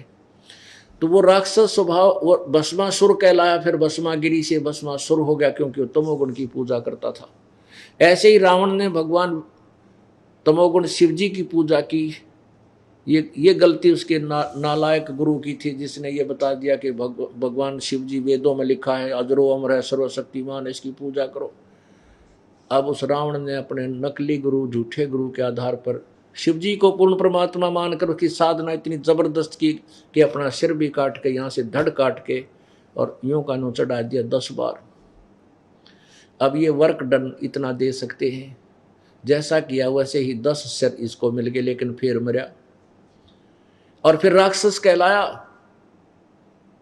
रावण को आज राक्षस की कैटेगरी में गिना जाता। मांस खाने लग गया और बकवाद करे, दारू पीवे, ब्राह्मणों के। अब विष्णु जी के उपासकों को राक्षस भी कहा जाता है। उसके लिए एक उदाहरण है कि एक समय हरिद्वार में कुंभ का मेला, कुंभ की परभी का एक मेला भरा। उसमें ये सभी तीनों गुणों के उपासक, नाथ, गिरी, नाथों में जैसे नाथ, गिरी, शिव जी के उपासक, गिरी, पुरी, औघड़, नागा, गौरी, ये सारे तमोगुण के उपासक, शिव के उपासक। और वैष्णव साधु विष्णु जी के उपासक, ये वहां जाकर के अपने अपने मंडली में इकट्ठे हो गए। और जिसमें वो परभी लगनी थी, जो स्नान का समय निर्धारित था, उस समय स्नान करने के लिए पूरे समूह के समूह अपने अपने स्थानों से प्रस्थान कर दिया और हर की पैड़ियों के निकट आ गए। सबसे पहले नागा पहुंच गए। वहां पर नागा वो होते हैं जो कति नंगे रहते हैं, वस्त्र धारण नहीं करते। नागाओं ने जाकर के हर की पैड़ियों पर स्नान करने की तैयारी की। इतने में विष्णु साधु आ गए, विष्णु जी के उपासक वैष्णव। वो कहने लगे, नागाओ तुम पहले स्नान मत करना, पहले स्नान हम करेंगे। हम भगवान विष्णु के उपासक हैं, भगवान विष्णु सर्वश्रेष्ठ है, सबका पालक है, ऐसा है, और तुम स्नान नहीं करोगे, हम श्रेष्ठ हैं। अब नागा बोले कि नहीं, हम श्रेष्ठ हैं, हम त्यागी और बैरागी हैं, हम किसी वस्तु की चाह नहीं रखत करते, हम वस्त्र भी नहीं धारण करते, हम सर्वश्रेष्ठ हैं। अब वैष्णव कहने लगे तुम बाहर मरडो नंग्यो उगाड़ो, तुम नहाते न धोते, टट्टी के हाथ में ना धोते, शर्ट फेडो, तुम कहें कि श्रेष्ठ हो, बाहर आओ। यानी वो नाना नूना तो भूल गए, पर बीबी गई बाढ़ में, हर की पैड़ी भी पड़ो बाढ़ में। अब लट्ठम लट्ठा, मुक्कम मुक्का, गुट्टम गुट्टा, और वहाँ तलवार काट लाई, कटारी ने सीधी एक दूसरे का बैठा दें, गर्दन काट डाली। 25,000 ये तब ये 3 त्रिगुण उपासक वहाँ कट कर मर गए। 25,000 उत्तरा गजब। पुण्यात्माओं,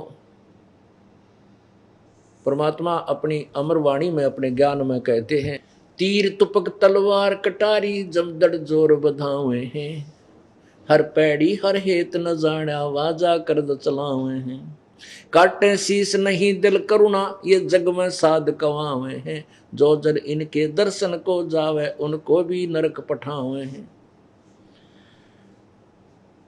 क्या बताते हैं कि तीर तुपक तलवार कटारी, और उससे कहते डट के युद्ध किया,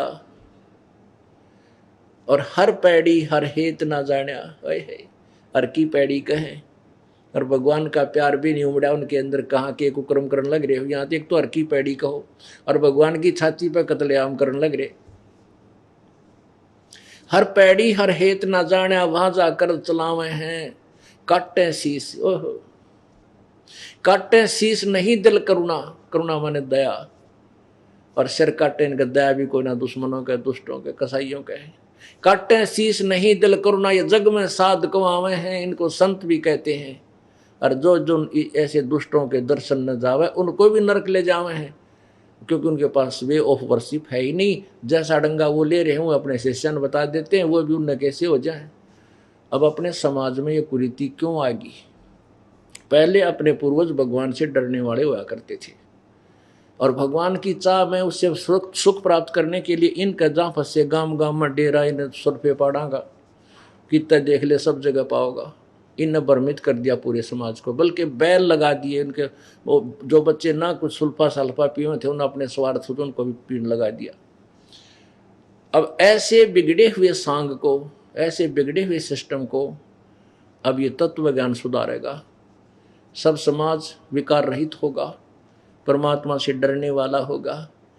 ऐसा समय आ जाएगा कोई दिन रात कहीं घूमते रहना, नोटों का थैला लेकर कोई छुआ नहीं गा, और ईब 10-20 हजार रुपये ले रहा आदमी 3 बलकों का चाला कभी को राम खोज ले, वो तेरा गजब। तो पुण्यात्माओं, ऐसा गलत समय आ गया यू परमात्मा के यथार्थ ज्ञान के बिना मानव बहुत ही बिगड़ गया। अब इसको ठीक करना पड़ेगा, अब हो जाएगा, कोई बड़ी बात नहीं। बिगड़ने में समय लगा है तो सुधरने में थोड़ा समय और लग जाएगा, और एक समय पूरी पृथ्वी पर इतनी शांति होगी। ओह, एक समय ऐसा आएगा कि जब ये प्रार्थना करा करेंगे भक्त, जब परमात्मा वर्षा कर दिया करेगा, क्योंकि इनके पुण्य यज्ञ इतने बनवा दूंगा कि ढेर लाग जाएंगे। ऐसे सतयुग में हुआ करता था, जब भी चाहते थे वर्षा हो जाती थी, जहाँ प्रार्थना करते थे भगवान ज़्यादा वर्षा हो जाएगी तभी बंद हो जाता था। तो ऐसे ही शुभ कर्मों के करने से ही उसका शुभ फल होता है, अशुभ करने से अशुभ फल मिलता है। तो हम अब शुभ करेंगे तो फल भी शुभ ही होगा। कीकर बोवाएंगे तब बबूल उगेगी और कांटे होंगे, आम आम के फलदार वृक्ष बोवाएंगे तो फल ही लगेंगे और स्वादिष्ट और आनंददायक होंगे। ऐसे ये साधना हम यथार्थ करेंगे।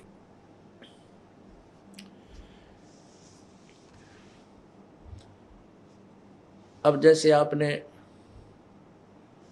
परमात्मा की वाणी में, अब आपने गीता जी में पढ़ा, गीता जी अध्याय नंबर 14 के श्लोक नंबर 3, 4, 5 में क्या कहा है कि काल कहता है कि दुर्गा तो या प्रकृति तो मेरी पत्नी है और मैं सब प्राणियों का पिता हूँ, ये सबकी माता है और मैं इसके गर्भ धारण करता हूँ जिससे सब प्राणियों की उत्पत्ति होती है।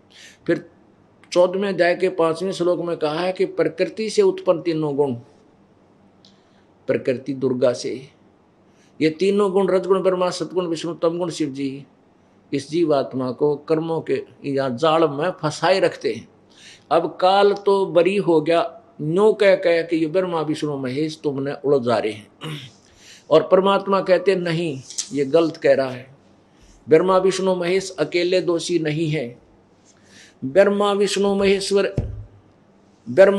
महेश्वर माया और धर्म राया कहिए, इन पांचों मिल पर पंच बनाया वाणी हमरी लइए।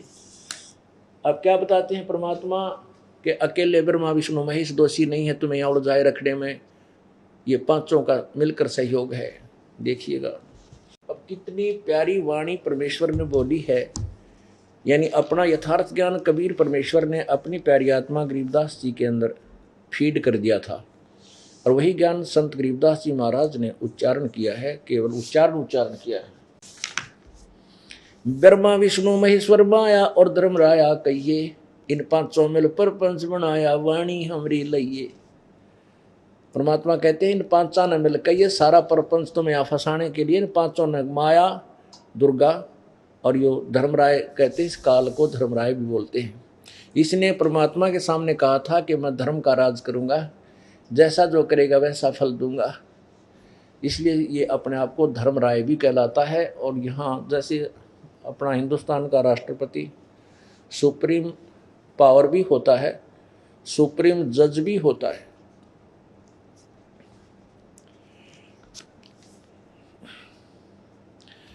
ब्रह्मा विष्णु महेश्वर माया और धर्म राया कहिए, इन पांचों मिल पर पंच बनाया वाणी हमरी लइए।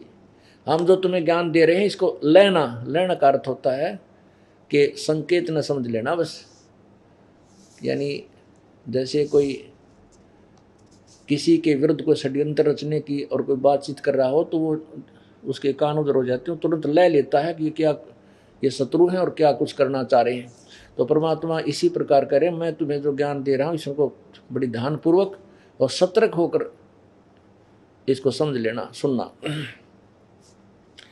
ब्रह्मा विष्णु महेश्वर माया और धर्म राया कहिए, इन पांचों मिल पर पंच बनाया वाणी हमरी लइए। इन पांचों मिल जीव अटकाए, जुगन जुगन हम आन छुटाए। ओए इन पांचवा ने मिलकर तुम्हें इन जीवों को फंसा रखा है, अड़ा रखा है, और युग युग हमने कबीर परमेश्वर ने आकर के इनका छुटकारा करवाया, जिन्होंने हमारे ज्ञान को स्वीकार कर लिया और मर्यादा में रहे। इन पांचों मिल जीव अटकाए, युगन युगन हम आन छुटाए। बंदी छोड़ हमारा नामम, अजर अमर है अस्थिर ठामम। हमारा बंदी छोड़ नाम है, कबीर परमात्मा कहते हैं हमारा बंदी छोड़ नाम है। और वेद भी कहते हैं कबीर अंगारी और बम्भारी असी। वो कबीर परमात्मा बंदी छोड़ है, पापों का शत्रु है, पाप काटने वाला है। कबीर अंगारी बम्भारी असी। पुण्यात्माओं, वैसे तो परमात्मा की महिमा के शब्द आपको गाने गुने प्रवचन बहुत सुना दूंगा और सुनाता भी रहता हूँ। आपने पहले भी अन्य संतों पंथों से भी सुने हुए हैं, लेकिन जब तक आपको ये दृढ़ विश्वास नहीं होगा कि हम जिस मार्ग पर लगे हैं ये यथार्थ मार्ग है, तब तक आप भक्ति नहीं कर सकते। गीता जी अध्याय नंबर 2 के श्लोक नंबर 53 में कहा है कि अर्जुन, जब तेरी बुद्धि नाना प्रकार भिन्न भिन्न प्रकार के भ्रमित करने वाले ज्ञान से वचनों से हटकर एक तत्व ज्ञान पर डट जाएगी, रुक जाएगा, तब तो तू योगी होगा, तब तो तू भगत बनेगा, तेरी भक्ति प्रारंभ होगी। तो इसलिए ये बार बार आपको समझाया जाता। जैसे अभी आपको यजुर्वेद दिखाता हूँ, जिसमें कबीर परमात्मा को कहा है कबीर अंगारी असी। अंगारी माने पापों का शत्रु, पाप काटने वाला। अग माने पाप, अरि माने शत्रु, कबीर असी। और बम्भारी माने बंधनों का शत्रु, बंदी छोड़, वो कबीर है। वो रित धामा स्वर ज्योति रित धामासी, वो सतलोक में रहता है और स्वयं प्रकाशित, वो उसका लोक भी और वो स्वयं परमात्मा भी तेजो में शरीर युक्त है। अब यजुर्वेद अध्याय नंबर 5 के श्लोक नंबर 32 को आपको दिखाता हूं। पवित्र यजुर्वेद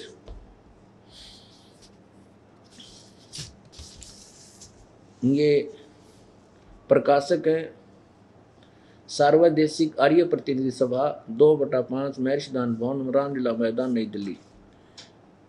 ये महर्षि दानंद कृत है, अनुवाद है महर्षि दान सरस्वती कृत।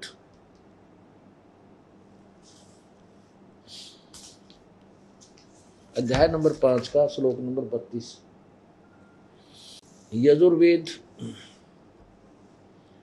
यजुर्वेद भाषा भाषे पंचमो अध्याय, ये है 32वां श्लोक है।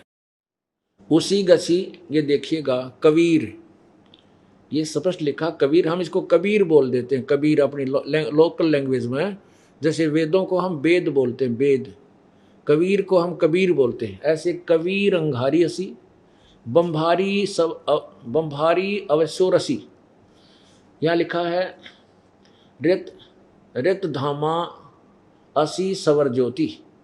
रित धामा, ये देखिए, हे जगदीश्वर, जिस कारण आप उसी कांतिमान असी माने हैं। अंगारी, इन्हीं का अनुवाद है। अंगारी माने खोटे चलन वाले जीवों के शत्रु। अब यहाँ अंगारी माने पापों के शत्रु। वाह, कबीर, कबीर है, यह अकेले लिखा कांत प्रजय है, कोई बात हो या। खोटे चलन वाले जीवों के शत्रु व कबीर, यहाँ लिख दे, देखिए इसका अनुवाद क्या है, कबीर।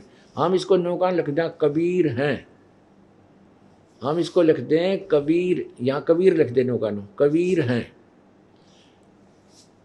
बमभारी माने बंधनों के शत्रु। ओह, बमभारी, बंधन के शत्रु। हम बंदी छोड़ के हैं, जो बंधन काट दें, बंधनों का छुटकारा करवा दे, हम उसे बंदी छोड़ कहते हैं। वेदों में उसको बमबारी कहा है। वो कौन है? वो कबीर असी, कबीर अंगारी असी बमभारी असी। वो कबीर पापों का शत्रु है, और पापों का भी शत्रु है और बंधनों का भी शत्रु है।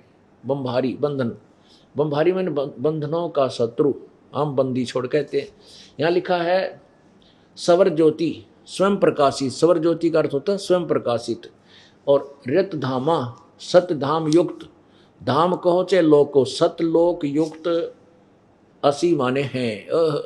सत रित धामा माने सतधाम युक्त, यानी सतलोक युक्त हैं आप, सतलोक के वाले हो, सतलोक में रहने वाले हो। सवर ज्योति, स्वयं प्रकाशित। सवर ज्योति का स्व ज्योति होता है ना, स्वयं प्रकाशित है, अंतरिक्ष को प्रकाश करने वाले। इन्होंने ये गलत उठ पटांग कर दिया।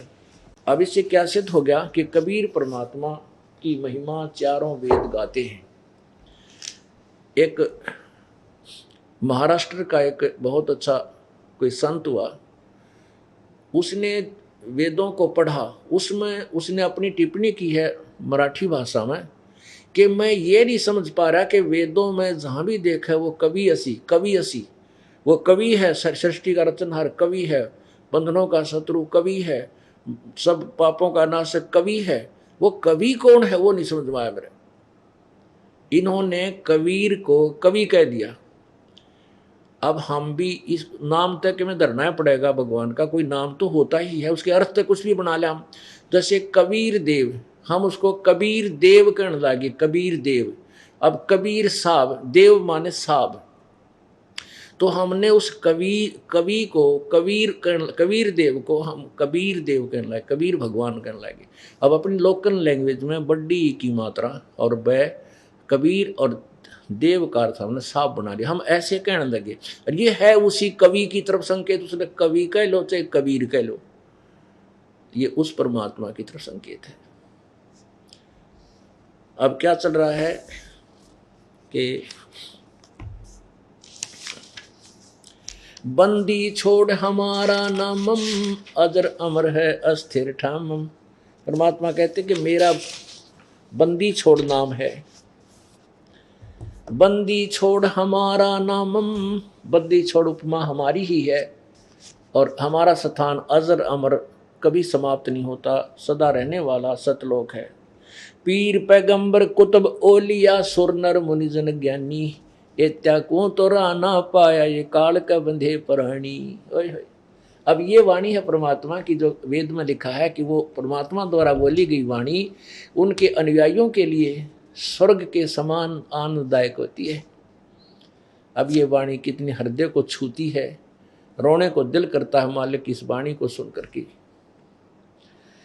क्या बताते हैं? पीर पैगंबर कुतुब ओलिया ये सुर नर मुनिजन ज्ञानी, जो गीता जी अध्याय नंबर 7 के श्लोक नंबर 16 और 17 में स्पष्ट किया है कि 4 प्रकार के साधक मुझे भजते हैं। गीता ज्ञानदाता कहता ब्रह्म, ब्रह्म कह रहा है। एक अर्थार्थी, एक आरथ, एक जिज्ञासु और ज्ञानी। अर्थार्थी वो होते हैं जो अपने धन लाभ के लिए केवल वेदों के मंत्रों से अनुष्ठान करते हैं, वो दूसरी कोई अन्य कविता वगैरह नहीं करते। ओम जय जगदीश रे स्वामी जय जगदीश रे, या जय गणेश देवा, या हनुमान चालीसा, उनको नहीं प्रयोग करते। वेदों के मंत्रों से ही अनुष्ठान करते हैं। और आर्त जो संकट निवारण के लिए भी वेदों के मंत्रों का ही यानी श्लोकों को ही प्रयोग करते हैं। जिज्ञासु वो होते हैं जो परमात्मा प्राप्ति के लिए घर से निकले, उनको जैसे संत मिल गए, उनको उनसे ज्ञान सुनकर वक्ता बन गए, भक्ति नहीं करी। और ज्ञानी वो हैं जिनको ज्ञान हुआ कि मनुष्य जीवन बार बार नहीं मिलता, और परमात्मा ने मनुष्य जीवन केवल इसीलिए दिया है कि हम मोक्ष प्राप्त करें। वेदों को समझा और पढ़ा, उनमें लिखा पाया कि केवल एक पूर्ण परमात्मा की साधना से पूर्ण मोक्ष होगा। उन्होंने अपने आप निष्कर्ष निकाल कर ज्ञानियों ने वेदों से ओम मंत्र ले लिया और ब्रह्मा जी से सुना हुआ ज्ञान तप करो तपस्या करनी, मेडिटेशन शुरू कर दिया। इससे उनको मोक्ष मार्ग प्राप्त नहीं हुआ। तो यहाँ वही बता रहे हैं, पीर पैगंबर कुतुब ओलिया सुर नर मुनिजन ज्ञानी, एत्याकू तुरा ना पाया ये काल का बंधे प्राणी। सुर देवता ब्रह्मा विष्णु महेश तक भी काल की डोर के बंधे हुए हैं। सुर नर मुनिजन 33 करोड़ी बंदे सभी निरंजन डोरी। परमात्मा कहते हैं ये सुर नर मुनिजन 33 करोड़ देवता, ब्रह्मा विष्णु महेश सहित ऋषि महर्षि वशिष्ठ मुनि व्यास जी आदि सारे कहते हैं काल की डोर के ही बंधे हुए हैं। ये इनसे मोक्ष नहीं प्राप्त, इनसे बाहर नहीं जा सके। अब परमात्मा क्या बता रहे हैं, माया आदि निरंजन भाई अपने जाए आप खाई। ओए होए, माया और यो काल दोनों मिलकर अपने बच्चों को पैदा करके नागन की तरह आप खाए हैं। ओए होए, सर्पणी की तरह आप ही खा रहे हैं। माया आदि निरंजन भाई, आदि माया दुर्गा और ये ज्योति निरंजन काल निरंजन अपने जाए आप खाई। ब्रह्मा विष्णु महेश को भी खाते हैं ये, इनको भी नहीं छोड़ते, भी ये भी मृत्यु को प्राप्त होते हैं। ब्रह्मा विष्णु महेश्वर चेला, ओहंग सोहंग का है खेला। सुन शिखर में धर्म अन्यायी, जिन शक्ति डायण मैल पठाई। सुन शिखर में 21 में ब्रह्मांड के प्रत्येक ब्रह्मांड के शिखर में, चोटी में, टॉप मोस्ट प्लेस पर, उसके ऊपर ये काल रहता है और दुर्गा को नीचे भेज देता, स्वयं सामने नहीं आता। और दुर्गा इसके डर से सब कार्य करवा रही है और भ्रमित रखे हुए। सुन शिखर में धर्म अन्यायी, हो ज्योति निरंजन को अन्यायी कहा परमात्मा ने। अन्यायी ये न्यायाधीश वैसे धर्मराय कहलाता है, पदवी इसके पास धर्मराय की है, लेकिन ये कति न्याय का नाम नहीं इसके पास, इसलिए परमात्मा ने इसको अन्यायी कहा है।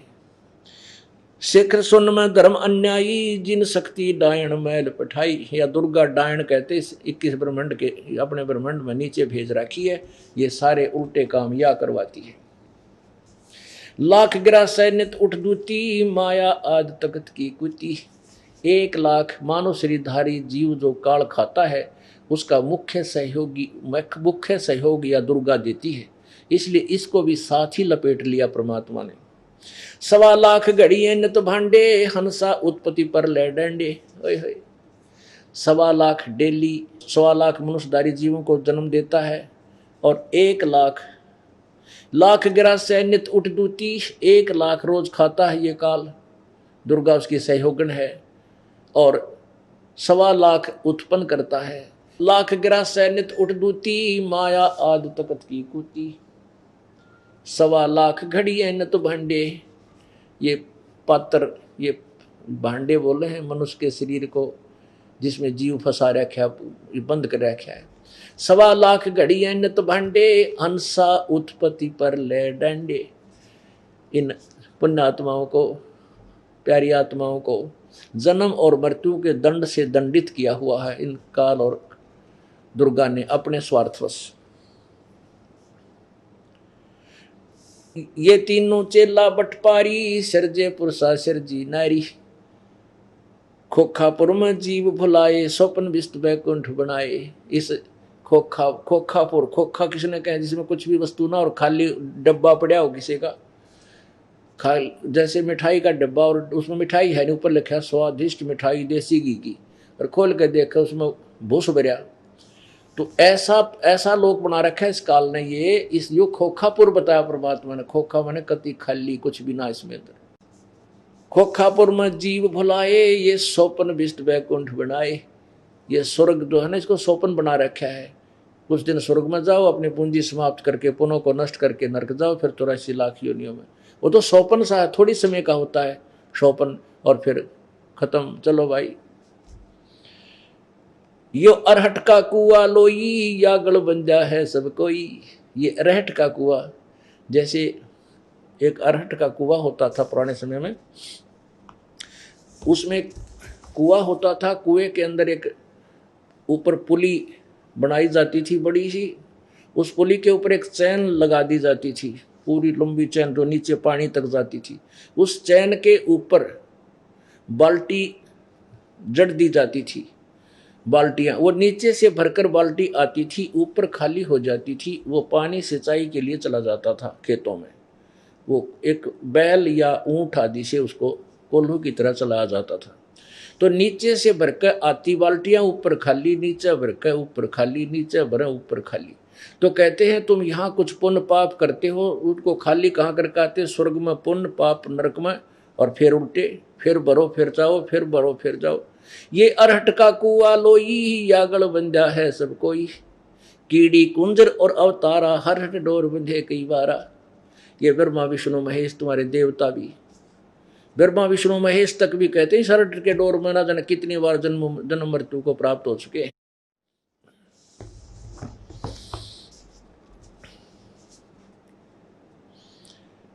ये चतुर्भुजी भगवान कहाँ में, हर हर डोर बंधे सब आम। ये चतुर्भुजी भगवान तुम्हारे ब्रह्मा विष्णु महेश, ये भी इस जन्म मृत्यु के अरहट रूपी कुएं, अरहट डोर में ना जाने कितनी बार चक्कर काट चुके हैं।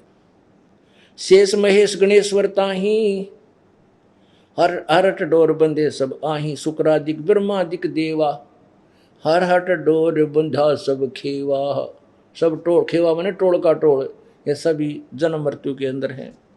कोटिक करता फिरता देखा, हर हट डोर कहूँ सुन देखा। ये करोड़ों तरह भगवान, ये करता के अलावा ब्रह्मा विष्णु महेश, ये कोटिक करोड़ों ने चक्कर काटते हमने देखे, वो पुआ पुरानी।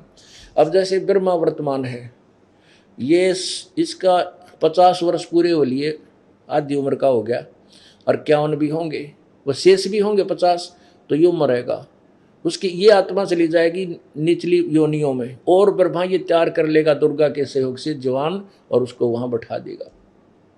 ऐसे 7 ब्रह्मा मर लेंगे तब एक विष्णु मरेगा, फिर 7 विष्णु के बाद एक शिव मरेगा। ऐसे कहते ये इतनी लंबी उम्र पा गए, फिर भी इस अरठ के डोर में फिर पड़ गए।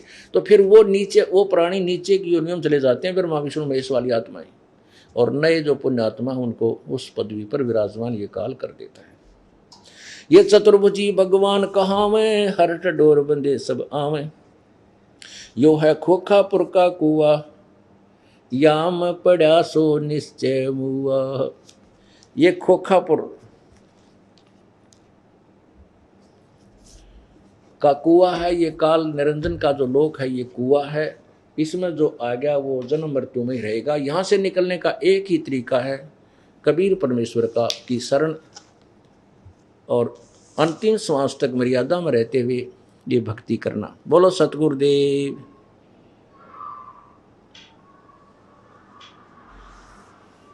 सत साहिब। नमस्कार सर। साहब। सर क्या नाम है आपका? मनोज कुमार। सर कहाँ से हैं आप? बदरपुर दिल्ली में रहता हूँ। सर संत रामपाल जी महाराज से नाम दीक्षा आपने कब ली? 2012। सर संत रामपाल जी महाराज से नाम दीक्षा लेने से पहले आप क्या भक्ति साधनाएं करते थे? जो हिंदू धर्म में सर भक्ति होती है वो सारी भक्ति करते थे, दुर्गा जी की, कृष्ण जी की, और हमारे यहाँ गंगा जी हैं, गंगा जी का स्नान करते थे, सारी भक्ति करते थे। सर आपने बताया कि जो हिंदू धर्म में भक्ति साधनाएं होती हैं वो सब आप करते थे, तो इन सब भक्ति साधनाओं से आपको क्या लाभ मिले? लाभ तो कुछ नहीं हुए, लेकिन कष्ट ज़्यादा हुए। दुर्गा जी की भक्ति के नवरात्रि रहते व्रत जैसे नवरात्रि व्रत रहते थे, हम नवरात्रि व्रत आते ही का नाम जो हमारे घर में जो है परेशानियां बढ़ जाती थी, पैसे कलेश हो जाता, भक्ति करते रोते रोते भक्ति करते, लेकिन उससे लाभ कुछ नहीं होता था। लेकिन अब श्रद्धा बनाए रखते थे कि भाई ठीक है, इससे देवी देवता तो कुछ नहीं लाभ, और कोई हमें रास्ता नहीं थी मेरे पास, तो इसलिए इनसे मतलब वास्ता बना के रखनी पड़ती थी, मजबूरी थी हमारी, और हमें इनसे लाभ कुछ नहीं मिलता था। दुखी हुए क्योंकि हमारे घर में पूजा करते करते भी कष्ट हो जाते थे। हमारी जो पत्नी है उनको प्रेत परेशान करते थे, अगर वो चारपाई लेट जाते हैं तो लेटने के बाद उनको का नाम प्रेत दबा लेते थे, उनकी आवाज़ नहीं निकल पाती, बोल नहीं पाते। फिर वो हमें जब पता नहीं ऐसे ही अचानक उनकी आवाज़ खुल जाती थी, अचानक जग जाती थी, तब वो हमें बताते कि हमें कोई दबा लेता है और हमें परेशानी बहुत होती है, हम क्या करें। उस फिर सबके बाद हम तांत्रिकों को भी दिखाया, दिखाने से कोई लाभ हुआ नहीं, मुल्लाओं को दिखाया, किसी लाभ नहीं हुआ। लेकिन हमने कि अब क्या करें, जो अभी है जैसे काटो भाई, लेकिन उनसे कोई फ़ायदा नहीं मिलता था हमें। सर आपने बताया कि आप देवी देवताओं की पूजा करते थे लेकिन उससे आपको कोई लाभ नहीं मिले, आपको भूत प्रेत की समस्या हो गई, उसके लिए आप मस्जिदों में गए, मंदिरों में गए, मुल्ला काजी सबके पास भटके, लेकिन आपकी समस्या का समाधान नहीं हुआ। तो फिर संत रामपाल जी महाराज की शरण में आप कैसे आए? हमारे एक भगत जी थे, उमा शंकर भगत जी, वो मेरे पास आए। आने के बाद फिर उन्होंने गीता देवी पुराण उनने हमें दिखाया प्रमाण सहित कि हाँ देवी से बड़ा कोई और भगवान है। तो मैंने सोचा देवी से बड़ा भगवान कौन है, तो उन्होंने ये कहा कि भाई तुम्हें सारे सुख मिलेंगे, परमात्मा आए हुए हैं संत रामपाल जी के महाराज के रूम में, और आप मेरे साथ बरवाला चलो। मैंने भगत जी ठीक है, सब लोग बोले कि बरवाला चलो, मैंने चलो ठीक चलते हैं, यहाँ तो सब जगह घूम लिए, हमें तो कोई लाभ नहीं मिला, ऐसा करते हैं चलते हैं बरवाला। तो हमारे घर में सब लोगों ने कहा हम भी चलेंगे। मैंने ठीक भाई चलते हैं, देखते हैं, चल के हर जगह तो घूम लिए, दुर्गा जी की भक्ति, कालका मंदिर घूम लिए, हर जगह घूम लिए, हमें कोई लाभ मिला नहीं और परेशानी, क्योंकि मुझे स्थिति देख के देखते थे कि मंदिरों में जाने से हिम्मत नहीं पड़ती थी, क्योंकि वो स्थिति थी कि मंदिर में जाने से बहुत बुरा हाल था, इसलिए मंदिर में भी हमारे जाने की इच्छा नहीं करती थी। मैंने चलो ठीक है चलते हैं। फिर संत रामपाल जी की शरण में गए बरवाला आश्रम में, तो हम वहाँ देखा तो वहाँ माइयाँ अलग रहती थी, भगत लोग अलग रहते थे, ये मुझे बहुत अच्छा लगा वहाँ। मैंने सोचा यहाँ का तो नियम बहुत बढ़िया है, और जगह मंदिरों में मस्जिदों में कहीं भी जाओ वहाँ सब इकट्ठे रहते थे, वहाँ बहन भाई बच्चे बूढ़े सब एक ही जगह रहते थे, कोई धक्का मुक्की को कैसे रहता। और आश्रम में जाने के बाद मैंने देखा कि यहाँ की स्थिति जो है ना, इससे बढ़िया यहाँ समझ लो परमात्मा ही है, सब कुछ फ्री भगत जी, हर चीज़ खाना पीना नहाना धोना सारी व्यवस्था परमात्मा ने कर रखी थी। सर देवी देवताओं की पूजा करते करते आप बहुत परेशान थे, फिर संत रामपाल जी महाराज के शिष्य ने बताया कि संत रामपाल जी महाराज की शरण में जाइए, आपकी सारी समस्याओं का समाधान हो जाएगा। तो क्या संत रामपाल जी महाराज से नाम दीक्षा लेने के बाद आपकी जो समस्याएं थी उनका समाधान हुआ, और क्या लाभ मिले आपको संत रामपाल जी महाराज से नाम दीक्षा लेने के बाद? दीक्षा लेने के बाद हमें शारीरिक लाभ मिले, जैसे कि हम बीमार रहते थे, हमारे बच्चे बीमार रहते थे, हम जो है साल में एक बार ऐसे बीमार पड़ते थे जो डॉक्टर मेरे घर पे आता था, मतलब मैं चलने का मतलब लायक नहीं रहता तो चलता हूँ। और परमात्मा ने हमारे ऊपर इतनी दया करी कि आज तक वो बीमारी जो थी, बीमार रहता था, वो बीमारी हमारे पास नहीं है। अब संत रामपाल जी महाराज ने इतने सुख दे रखे हैं कि किसी ने नहीं दिया आज तक, सारे सुख दे रखे परमात्मा ने, स्थिति भी सही है और भक्ति परमात्मा ने दे रखी, और इस भक्ति से भी हमें बहुत लाभ हुए। परमात्मा संत रामपाल जी महाराज ने दे रखे बहुत ज़्यादा। और हमारे जो है हम पहले सारे काम करते थे, बीड़ी तम्बाकू सिगरेट सब कुछ करते थे भगत जी, मांस मदिरा सबसे मतलब सतगुरु रामपाल जी महाराज ने दया करी और हमें सारे छूट गए हमारे उनके ज्ञान से, सारे नथा छोड़ता उनके ज्ञान से। और उनकी भक्ति जो भक्ति परमात्मा सतगुरु रामपाल जी महाराज जी बताते हैं, उस भक्ति से इतने लाभ होते हैं। परमात्मा करे, सतगुरु रामपाल जी महाराज कहते हैं कि इस भक्ति से मोक्ष होगा, सुख भी मिलेंगे और सतलोक भी जाएंगे। हमारी बेटी थी एक छोटी, प्रथम नाम पहली बार नाम लिया भगत जी ने। प्रथम नाम लेने के बाद में वो लड़की को हमारे बिजली ने पकड़ लिया, कूलर रखा हुआ था, वो कूलर में का नाम करंट आ रहा था, उसमें करंट में उसमें चिपक गई। चिपकने के बाद वहाँ जहाँ हम रह रहे थे वहाँ मकान मालिक थे, वो बोले कि तुमने भक्ति छोड़ दी इसलिए आपके साथ ये हो गया। मेरी लड़की बेहोश हो गई, 2 घंटे हो गए। मैंने ठीक है कोई बात नहीं, इसको पड़ा रहने दो, क्योंकि हमें सतगुरु रामपाल जी महाराज जी के ऊपर इतना विश्वास हो गया था कि ये पूर्ण परमात्मा है, क्योंकि अगर इनकी भक्ति में इतनी ताकत है तो जो हमारी लड़की ठीक हो जाएगी। और भगत जी 2 घंटे बाद हम कहीं पर भी नहीं ले गए, सब लोग कहते रहे। मैंने ठीक है पड़ा रहने दो कोई बात नहीं। तो सतगुरु रामपाल जी महाराज की दया से वो लड़की हमारी जो है 2 घंटे बाद होश आया, बोला पापा हम ठीक हैं। हमने बेटा चलो आश्रम चलेंगे गुरु जी के दर्शन करने के लिए। लड़की बोली पापा ठीक है। फिर उसके बाद में हम उसको आश्रम ले गए। हमने गुरु जी से प्रार्थना करी। गुरु रामपाल जी महाराज जी बोले बेटा ठीक हो जाए, कोई बात नहीं, चिंता मत। तो उसका पूरा शरीर शून्य हो गया था और मालिक दया से आज वो ठीक ठाक है, खूब तंदुरुस्त हो गई परमात्मा की दया से, सतगुरु रामपाल जी महाराज की दया से। और भगत जी हमारी पत्नी को प्रेत बाधा थी, उनको मतलब जो है रात में या दिन में दोपहर में मतलब प्रेत उनको मतलब दबा लेता था। दबाने के बाद उनकी आवाज़ नहीं निकल पाती थी। फिर वो उसके बाद पता नहीं कैसे अचानक खुल जाती थी उनकी आँख। फिर हमसे कहते थे कि ऐसी ऐसी बात हो गई। मैंने ठीक है। उसके बाद परमात्मा के शरण जाने के बाद वो भी हमें लाभ हो गए। हम हर जगह भटक लिए, जैसे मौलवियों के पास गए, तांत्रिकों के पास गए, मंदिरों में भी गए, मस्जिदों में, गुरुद्वारों में भी गए। एक सरदार जी ने भी बोला कि उनने कहा वाहिगुरु जपो, सब कुछ करके देख लिया और उसके बाद में हमको मतलब कोई लाभ नहीं मिला, मतलब परेशानी बढ़ती चली गई। फिर सतगुरु संत रामपाल जी महाराज जी की शरण में गए। उनकी भक्ति करने से वो हमें प्रेत बाधा हमारी छुटी और स्थिति हमारी इतनी ख़राब थी कि हम पैसे से कर हम जो है स्थिति ख़राब हो गई मेरी, क्योंकि हम भक्ति जो पीछे कर रहे थे उन भक्ति से करने से हम इतना पैसा हमें जितना लाते सारा बर्बाद हो जाता। मंदिरों में चले जाते हैं, मस्जिदों में चले जाते हैं, शादी में हम खर्चा होता। परमात्मा ने जो सारे खर्चे हमारे बचा दिए और हमने परमात्मा ने इतनी दया करी हमारे ऊपर सतगुरु रामपाल जी महाराज जी ने, क्योंकि हमारी बच्चे थे, 4 लड़कियां हैं, 1 लड़का है और हमारी स्थिति खराब थी। और हम ये सोच रहे थे कि भगत जो उनके सतगुरु रामपाल जी महाराज जी के जो शिष्य थे जो लेके गए थे, उन्होंने कहा कि आपकी लड़कियों की शादी हो जाएगी, कोई पैसा नहीं लगेगा। मैंने ठीक है भाई, चल के देखते हैं, इसी बहाने परमात्मा मिल जाएंगे। तो वहाँ पे जाने के बाद फिर हमारी स्थिति ऐसी थी कि हमारे पास पैसा था नहीं, इतने पीछे से गरीब थे। फिर हमारी बड़ी लड़की की रेमेडी 1 साल हो गई रेमेडी करे हुए, बिना दहेज के शादी हो गई और बहुत सुख शांति है परमात्मा की दया से, सतगुरु रामपाल जी महाराज की दया से। आज शारीरिक, आर्थिक और बाकी जो सुख मिल रहे सतगुरु रामपाल जी महाराज की दया से, इतने सुख मिल रहे, बहुत ज़्यादा सुख मिल रहे। और परमात्मा सतगुरु रामपाल जी महाराज जी की दया से अब हमारे घर में कोई दिक्कत, कोई परेशानी, कुछ भी नहीं। अब बहुत मौज आ रही मालिक दया से। और भक्ति कर रहे परमात्मा ने भक्ति जो दे रखी, उस भक्ति में बहुत आनंद आता है। सर आपने बताया कि आपके 1 लड़का है और 4 लड़कियां थीं। संत रामपाल जी महाराज की शरण में आने के बाद आपकी लड़कियों की शादी बिना दहेज की हो गई। तो जो समाज आज आपको देख रहा है, आप उन्हें क्या संदेश देना चाहेंगे? हम उनको संदेश तो दे नहीं सकते और प्रार्थना कर सकते हैं, भाई सतगुरु रामपाल जी कबीर परमात्मा के अवतार हैं, इनकी शरण में आओ। ये जो सतगुरु रामपाल जी भक्ति बताते हैं, उस भक्ति से सारे सुख मिलेंगे, शारीरिक, आर्थिक सारे सुख मिलेंगे और परमात्मा मोक्ष भी फ्री मिलेगा। सतगुरु संत रामपाल जी महाराज जी से दीक्षा लेकर अपना सभी लोग भाई बहनें हमारे कल्याण करवाएं। सर संत रामपाल जी महाराज से नाम दीक्षा कैसे ले सकते हैं? सर टीवी पर सत्संग आते हैं, उसमें पट्टी नीचे आती है, उसमें नंबर दिए हुए हैं, उस नंबर से जब फ़ोन करो, फ़ोन करके जो आसपास सतगुरु रामपाल जी महाराज ने नामदान सेंटर खोल रखे, अगर जहाँ भी आपके आसपास में नामदान सेंटर होगा वो नंबर मिलाओ, उससे आपको बता देंगे हाँ भाई इस नंबर पर कॉल कर लो, वहाँ जाके आप नामदान सेंटर पर नामदान ले लें और परमात्मा की दया से सतगुरु रामपाल जी से नाम लेकर अपना कल्याण कराएं। धन्यवाद सर। बोलो सतगुरुदेव की जय हो।